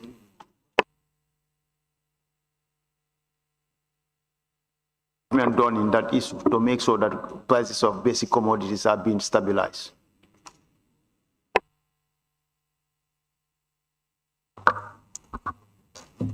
Government have put in place mechanism to ensure prices are stable through the concession it gives in the taxes, that is levies, but also the incentive it provides to farmers and commercial operators to ensure that these products are available at all times. Thank you. No further question, please. Thank you, member. The Honorable Member Fofoni Bondali, you have the floor. Thank you, Bintan. Thank you. No, I have Bondali. Yeah, maybe it's a mistake of writing. Huh? I say maybe it's a mistake when he was writing, because Bondali have not been here for a while. Okay, no, please, take your seat.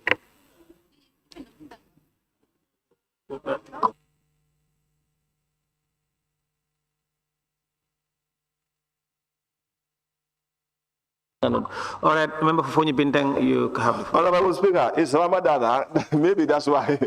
Thank you. Okay, Honorable Minister, you spoke about free market policy, and the question was very, very clear.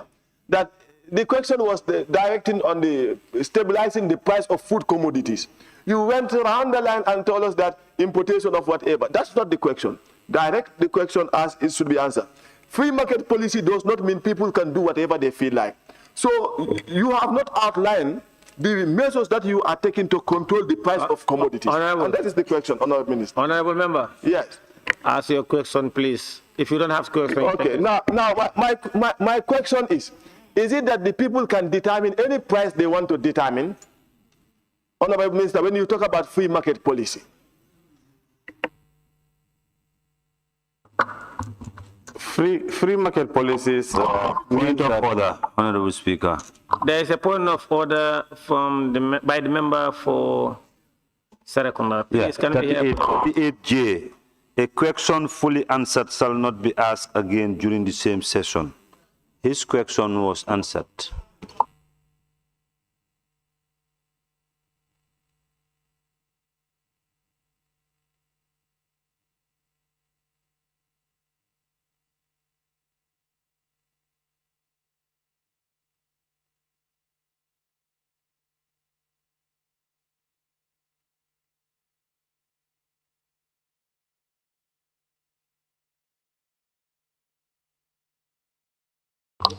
Member for Serekunda, the member for Serekunda, his question is, he asked the minister to explain what he meant by free market policy. Does that mean people can fix their own prices or not? So, and your point of order is that a question fully answered should not be asked again. Have the minister answered that question, sir? Please use your mic. Minister have answered that question.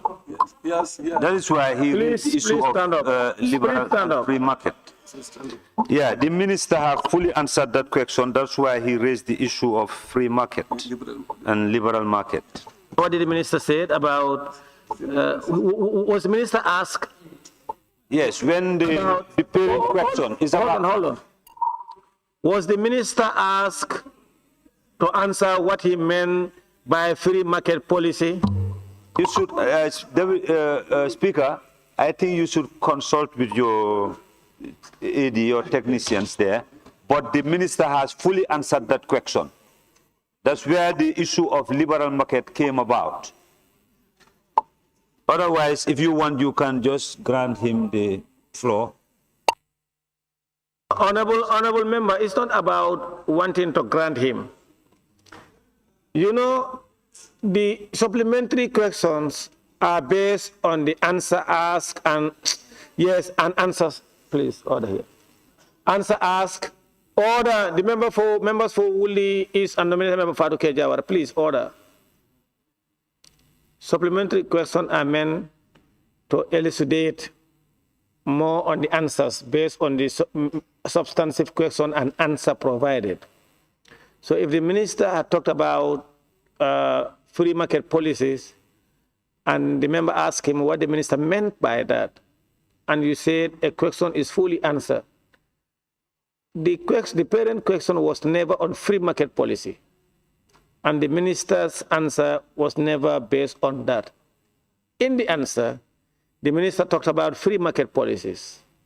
And the supplementary question to that is what the minister meant by that. Does it mean that people are at liberty to fix or to put on prices of commodities, basic commodities, ask the questions at will? That's his supplementary question. It was never asked. So, Minister, please provide an answer to that.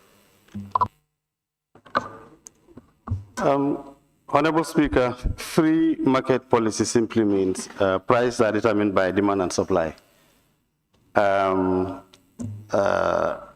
It doesn't mean that everybody is free to charge whatever, but in a market functioning very well, that is not even possible. The assumption is that there is enough demand and there is enough supply, and the commodity is determined through that mechanism. So that is what we mean by free liberal market system. Member for Sanementring, you have the floor. Thank you very much, Honorable Speaker. And Honorable Minister, thank you very much for giving that very comprehensive response. But Honorable Speaker, having given a comprehensive response with regards to the prices, stability in the Gambia, Honorable Minister, what would be the ministry's short-term plan to ensure Gambians have a stable price as we are in the Lent for Christians and of course Ramadan for Muslims? A short-term plan. Thank you. Thank you, Honorable Member. I just want to make reference to the recent MPC statement by the Governor of the Central Bank. Actually, contrary to what is being reported or assumed in the question and what is being also assumed here, that actually prices during this time are on the upwards stream. The Monetary Policy Committee reported that actually prices have actually come down from somewhere between 16.5% in September 2025 to now about 6.9%. That is the average. That doesn't mean that individual commodities and individual items cannot go up and down. In some instances, in some part of the basic commodities in particular, the general trend is that it is going down, except for few items that have been observed to be going up, and that is including onion and potatoes. But it is also not quite new. It is explainable, and the history is that during this time of the year, this kind of price hike is expected, but they would go away as soon as by the third week. Usually, the observation is that by the third week of the Ramadan, the tendency is that they will go down.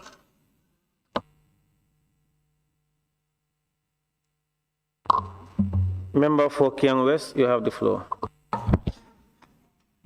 Honorable Minister, whereas you assert your ministry's commitment in upholding the liberal market principles, however, there are internal policies that requires levies on imported food commodities, which are policy matters. And of course, as a ministry responsible for, policy formulation, to look at those levies and duties that are put on those basic food commodities. That is where the problem comes in. Is your ministry ready to try to minimize those levies because it ends up affecting the consumers rather than taking a fixed price? This is what is to be bought because it's a liberal market. But you can look at those levies that you put in on the business communities. Are you ready to look at that, and how soon could that be possible? Honorable Speaker, the questionnaire did raise a very important matter, and that is the issue of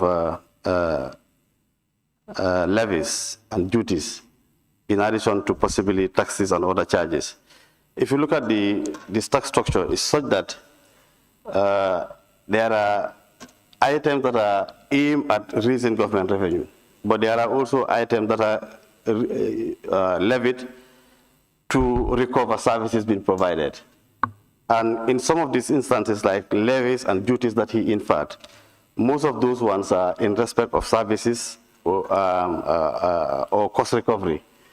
But I can tell you that the tax structure of the Gambia vis-a-vis essential commodities is such that we are far below the region, and that is being done for obvious reason. We want to use the Gambia as a hub for attraction of imports, and then further then supply it across the region. But with respect to the levies and duties, it serves a different purpose. It's usually cost recovery, and those services are also... Honorable Minister, supplementary questions, answers to supplementary questions are limited only to 2 minutes. All right.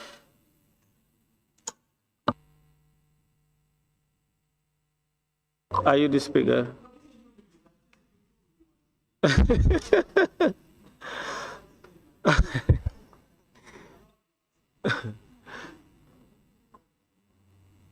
Honorable Minister. Yes, I was trying to distinguish between taxes, that is targeted for government revenue, but also duties and levies that are also being introduced for cost recovery. Services being provided for recovery purposes. The Honorable Member for Banjul Central, you have the floor. Honorable Minister, based on the parent question, which acts on the interventions that has to do with the basic commodities to support the vulnerable households, that is to stabilize prices. So hence we've been discussing about free market. I want to know what actions have been taken from your end when it comes to the issue of putting in sanctions, because we know that there are a lot of businesses that use, I can say, they artificially inflate prices around these times. What sanctions are in place or have been in place to be able to cope the situation? Yeah. Yes, I think, Honorable Member, what you raise is very important. In any market situation, no matter how liberal and how regulated it is, there are instances of cheating and also foul plays. And sanctions and other additional measures are necessary to make sure that you eliminate this from the market as much as possible. It's almost an impossible task, but we have put in place enough market measures and enough market participants who are actually willing and are in the market to make sure that such practices or incidences are minimized as much as possible. And where they occur and they are dealt with in accordance with the law. Member for Fonyi Brevet, the floor is yours. Thank you, Honorable Speaker. Honorable Minister, the stability of the price of basic commodities covers both the increasement of the price or the decreasement of the price, especially during market glut. Sometimes people here, I can say the honorable member is asking questions based on the rise of price. What will the ministry do? But sometimes it affects the market also during market glut, when common products, when farmers harvest goods together. What will your ministry do to stabilize the price if the market is already glut, like when the farmers do the harvest at the same time?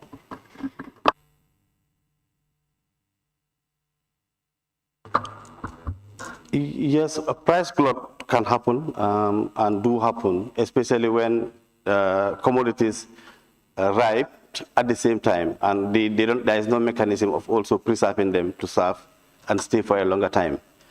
In those instances like that, in a free market regime, we don't control or we don't fix prices. It's usually determined by supply and demand. And that's, in some instances, how they might even accuse government of, especially these are local produce, that when they are in the peak of their harvest, why wouldn't also government step up and protect their produce, allowing them to have access to the market? But I think we are increasingly listening to that, because recently you heard of the onion and the potato moratorium. That is exactly for the same reason. So we will continue to monitor the Gambian produce and give them preferences to the market during their time of peak harvest. Question number 024 of 2026 by the member for Jara Central. Thank you very much, Honorable Speaker. And then thank you very much, Honorable Minister. Honorable Speaker, could the Honorable Minister for Trade, Industry, Regional Integration and Employment inform this August Assembly of the monthly consumption rate of the following food products in the Gambia: Irish potato, onions, and rice? Thank you.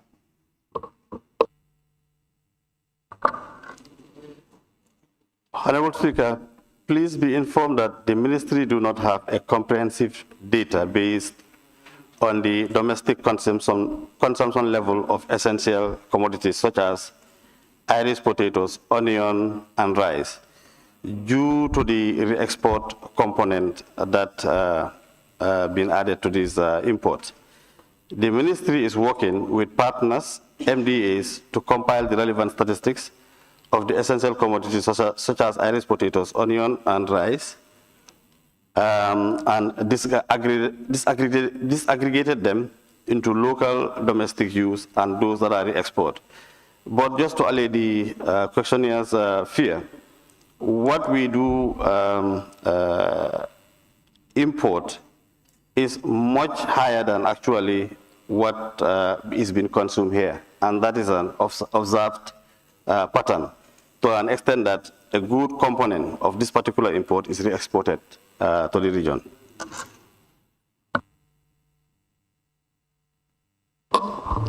Thank you very much, Honorable Speaker. Thank you very much, Honorable Minister. So, if the ministry do not have a record of how much potato, Irish potato, onions, and rice have been consumed in the country, so I wanted to ask, how do you then implement the moratorium effectively and efficiently?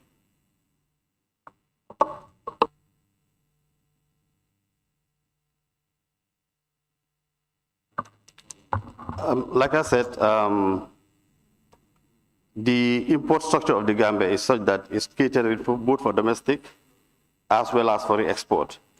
So to allay your initial fear, and that was to say whether or not we are actually producing enough for Gambians, and the answer is obvious. The export pattern of the Gambia is that it is combination of consumption in country, but also the re-export component, which also is quite significant. Now, back to your question, whether or not what we are really importing or what we are really producing is enough, and whether we have the statistics, that I have already answered in my first question, which have indicated that we conducted a survey of what is being produced and what is the local market demand. And we've consistently indicated that it's adequate and it's enough to supply the market for 3 months and for 4 months.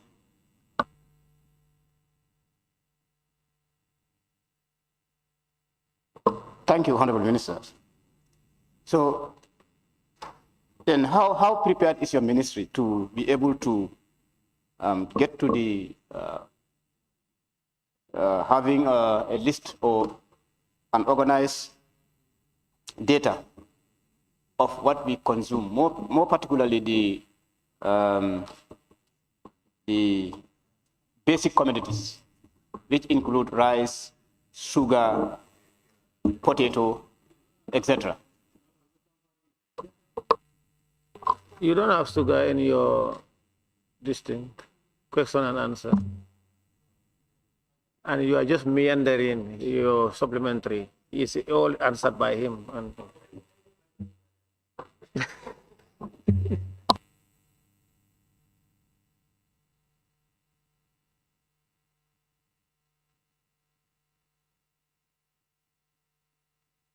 so please go ahead, or is that does it?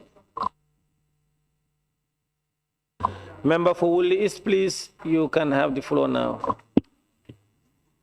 Thank you very much, Honorable Speaker. Honorable Speaker, the issue is about the consumption rate of these commodities, potato, onions, rice.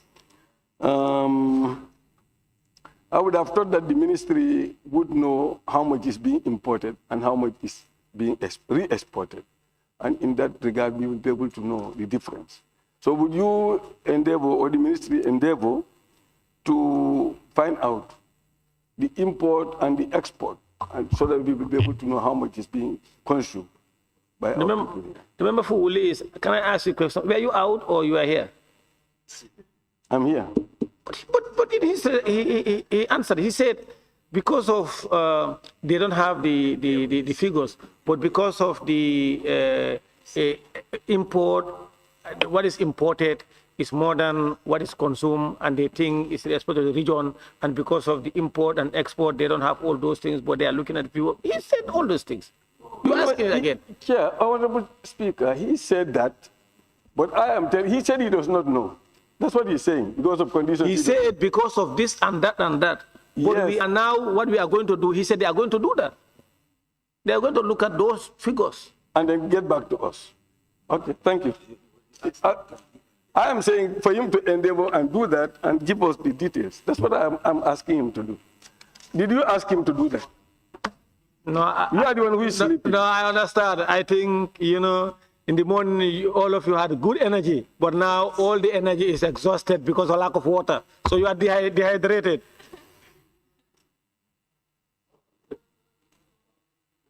Remember for Banjul, you see, you know, Serekunda and Willis, they are my friends. Yes, they are today. Remember for Banjul Central, you have the floor.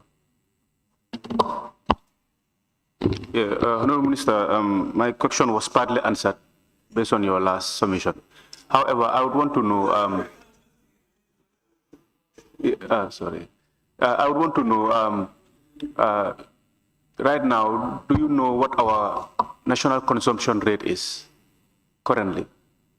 And does there exist a policy, evidence-based policy, that would give us accurate numbers when it comes to knowing our national consumption rate as a country? You know, Honorable Member of Banjul Central, you see, I don't know who rose a point of order, and the member for Serekunda, a question fully asked and answered shall not be asked again. It was asked, in fact, the substantive question, and he answered. He said he doesn't have the percentage of the national consumption rate on this one. He said it. He have responded to it. He responded to it. No, Honorable Speaker. My question is based on policy. Is there a policy guide that would determine that? That's my question. Honorable Member, there is a policy guide, and I just want to assure and re-echo what the Speaker have just said. What I am saying is that our primary concern was not about import for domestic market, because we know we are always importing in addition to the export component that is always added. So with respect to the local market, that has never been our primary occupation, because as a region, we import plus. Now, if you want to know exactly how much we import, we've said that we have assessed the market for potatoes and onion, and they are more than enough to supply for 3 months and 4 months. But if you want the numbers, we can also look at the number and share the number with you. Maybe we will allow the members from Lower Salom, Nyamir, Dankunku, Nyanija, Serekunda, and Wuli East, when they finish with their conclave, they will report to plenary. Tell us, what are you meeting? Your meeting? Yes, we are consulting on the ruling that you have made. Yes, we want to deal with you.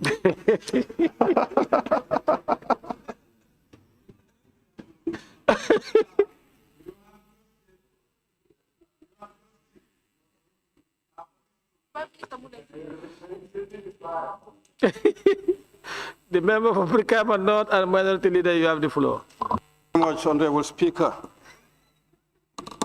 Honorable Minister, you indicated that survey assessment was conducted on the local products.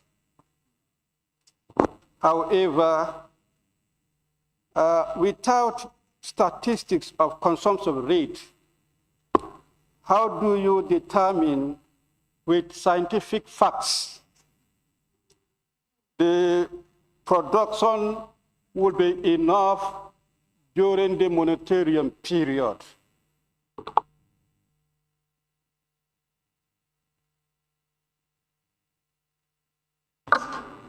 Good question.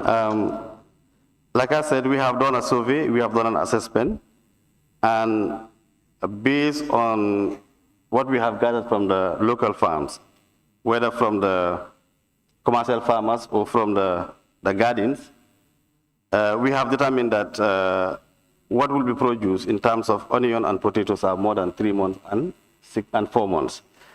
Now, if you want the disaggregation of that, we can also endeavor to share.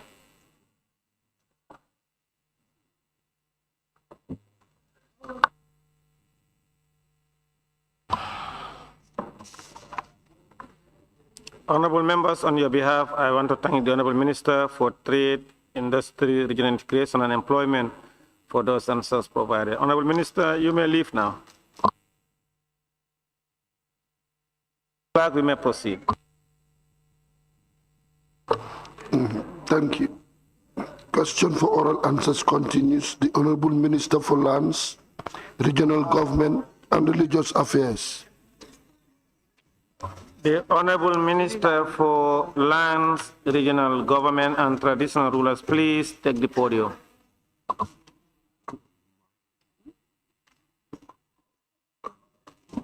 Regional Government and Religious Affairs, rather.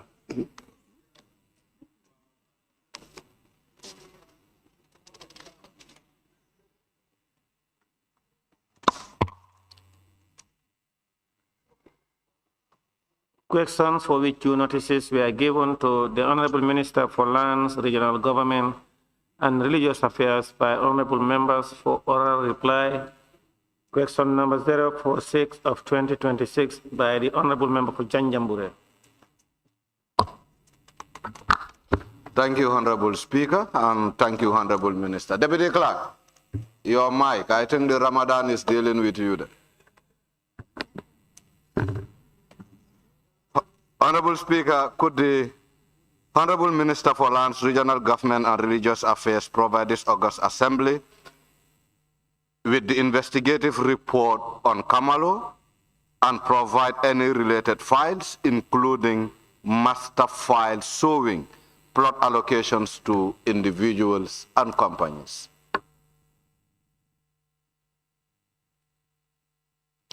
Thank you, Mr. Speaker.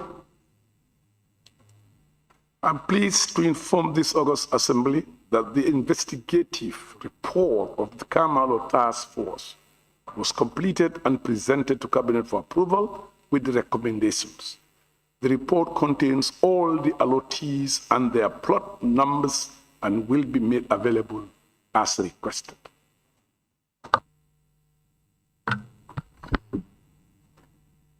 Thank you, Honorable Minister. If I may ask, on the basis of a timeline, when do you think this August Assembly could lay hand on the report? As soon as possible.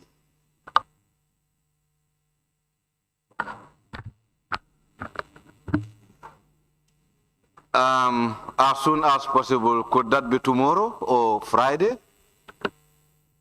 Depend on the possibility and where the files are laid.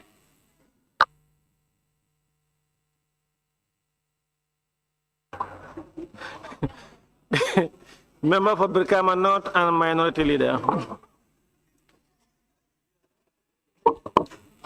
Honorable Minister, you indicated that the report is completed and presented to Cabinet for its approval. When actually was this said report presented to Cabinet? The report was discussed since last year. I can't remember the exact date. It was last year. Last year.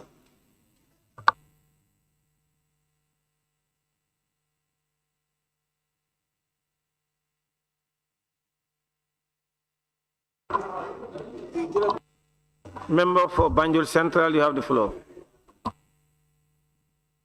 Yeah, thank you. Mr. I want to know, what do you mean by where, depends on where the files are laid? You want clarity on that? The files were undergoing police investigation.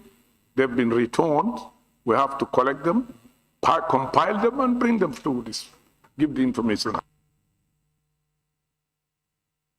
The member for Joswang, you have the floor. Thank you very much, Honorable Minister. Honorable Minister, I love your color. Honorable Minister, did you start acting on this recommendation? Did you start acting on these recommendations?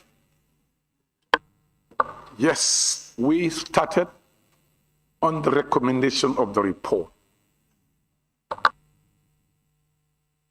Member for Fonya Councillor, you have the floor. Yes, thank you. Honorable Minister, as per what you've said about the report compilation, and just the question that you have said, you have started acted on the recommendation. Parliament also need to be aware of the details in the report. Can you give us a specific date, day, and time for submission of this report for the Parliament?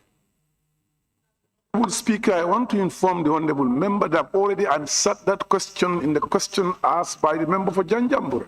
That's correct.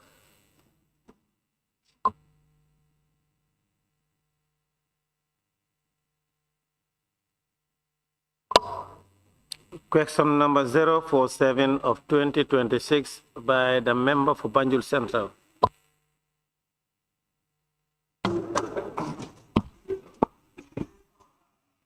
Honorable Speaker, in view, oh, sorry.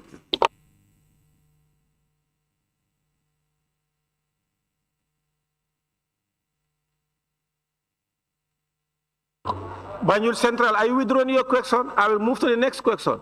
I thought you gave him permission, that's why. Oh, okay, okay.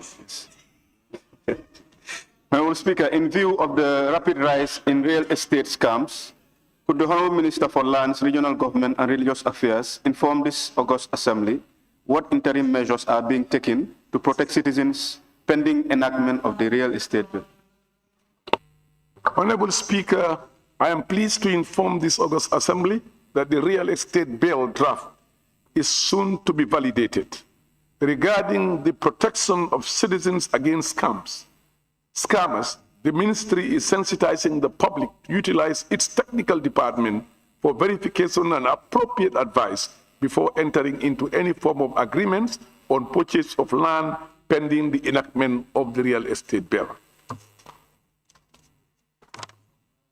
Additionally, my humble self and my senior management team met with my counterpart, the Honorable Minister of Interior, and his team on this matter of utmost concern to the Gambian people, where we discussed and devised ways of mitigating such scams by ensuring that the Gambia Police Force bring to book perpetrators of such scams.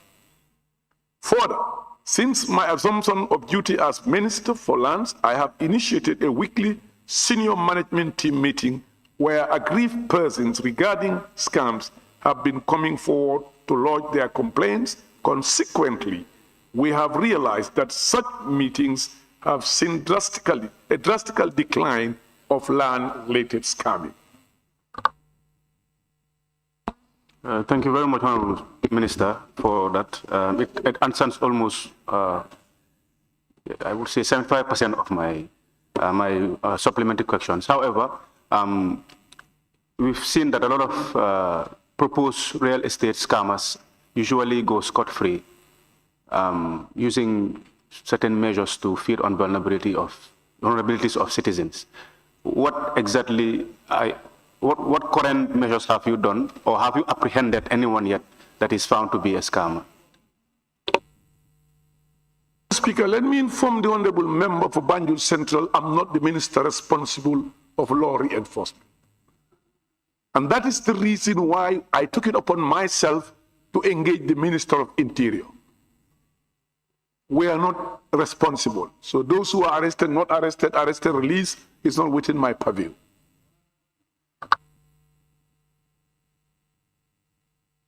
Any further question? The member for Serekunda. Thank you very much, Honorable Speaker. Honorable Minister, normally these land scammers, they normally work with insiders in your technical departments. So have your ministry conducted any investigation about this? Honorable member for Serekunda, you cannot substantiate those allegations. Honorable members, order, you cannot, honorable member, order please. Honorable member, you cannot come here and allege persons who cannot... Yeah, withdrawn, I withdraw. Who cannot defend themselves here. I withdraw. But what I'm saying is that... No, take your seat. Huh? No. Yes, normally this nominated member, Maimuna Sise. Normally the land scammers do work with insiders. Nominated member Maimuna Sise, you have the floor.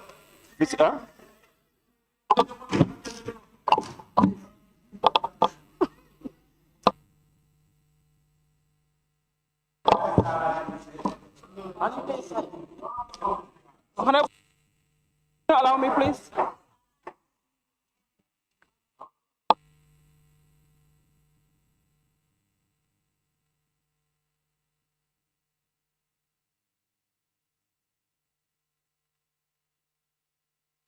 Members, please order. Nominated member Maimuna Sise, you have the floor. Thank you, Honorable Speaker. Honorable Minister, as we all know, these real estate scammers are real in this country. Does the ministry have any plan to set up a special tribunal court for land allocations in this country? Because so many victims are working in pain, but you have so many scammers are also working freely in this country. Thank you. Honorable Speaker, I want to inform the nominated member, my ministry is not responsible of judicial processes of that nature. However, we have reached out to the Chief Justice based on the outcome of the discussion related to the land policy. The Chief Justice and the Minister of Justice have agreed there will be a special court dealing with lands, and that process is ongoing as we speak, and I think as soon as possible that court will be operational. The member for Brikama North and Minority Leader, you have the floor. Thank you very much, Honorable Speaker. Honorable Minister, in your response, you indicated that your ministry had discussed and devised ways in mitigating the scam. Could you inform this August Assembly what is your assessment on the impact of the mitigating devices that your ministry discussed on? We are seeing positive results in it.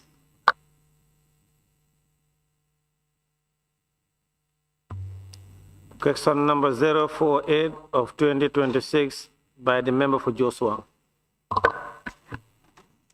Thank you very much, Honorable Speaker. Honorable Speaker, an embargo was in place on the construction at the Kamalo site, and yet still construction of the said site is still happening. Could the Honorable Minister of Lands and Regional Government and Regional Affairs shed light on this matter? Thank you, Honorable Speaker. I am pleased to inform this August Assembly that during the investigatory period, the ministry had placed an embargo on construction works at the Kamalo industrial layout. However, after receipt of the investigative report, the recommendation dictated the administrative process of Kamalo layout, which led to the uplifting of the embargo. I want to inform the honorable member that the embargo have been lifted since, and construction work is ongoing at the Kamalo industrial layout. Honorable Minister, based on the recommendations of from the investigation, were there any re-entries of these lands? Yes, there were re-entries, but I cannot tell you how many of them for now as we speak. But I do know, yes, based on the recommendation, there were re-entries. Honorable Speaker, Honorable Minister, yes, there were re-entry. Are you aware that there were people who were given lands from those lists? They started projects, invested in those projects, and still were asked to stop because the previous owners are reclaiming those lands again. Are you aware of that? Aware. I would love to have that information in writing to my office, and we'll deal with it. Thank you. The member for Brikama North and Minority Leader. Thank you very much, Honorable Speaker. Honorable Minister, the recommendation of the investigative report warranted the lifting of the embargo. We were earlier on informed that the same report was presented to Cabinet, waiting for the approval of the Cabinet, if I stand to be corrected. But that was the earlier information. Not correct before Cabinet for its approval. It's before Cabinet for its approval. If it is before Cabinet for its approval, meaning the report is here to be approved by Cabinet, how can the same report be implemented when Cabinet is here to approve it? Honorable Speaker, let me inform the Honorable Member for Brikama North that the report was approved and is being implemented.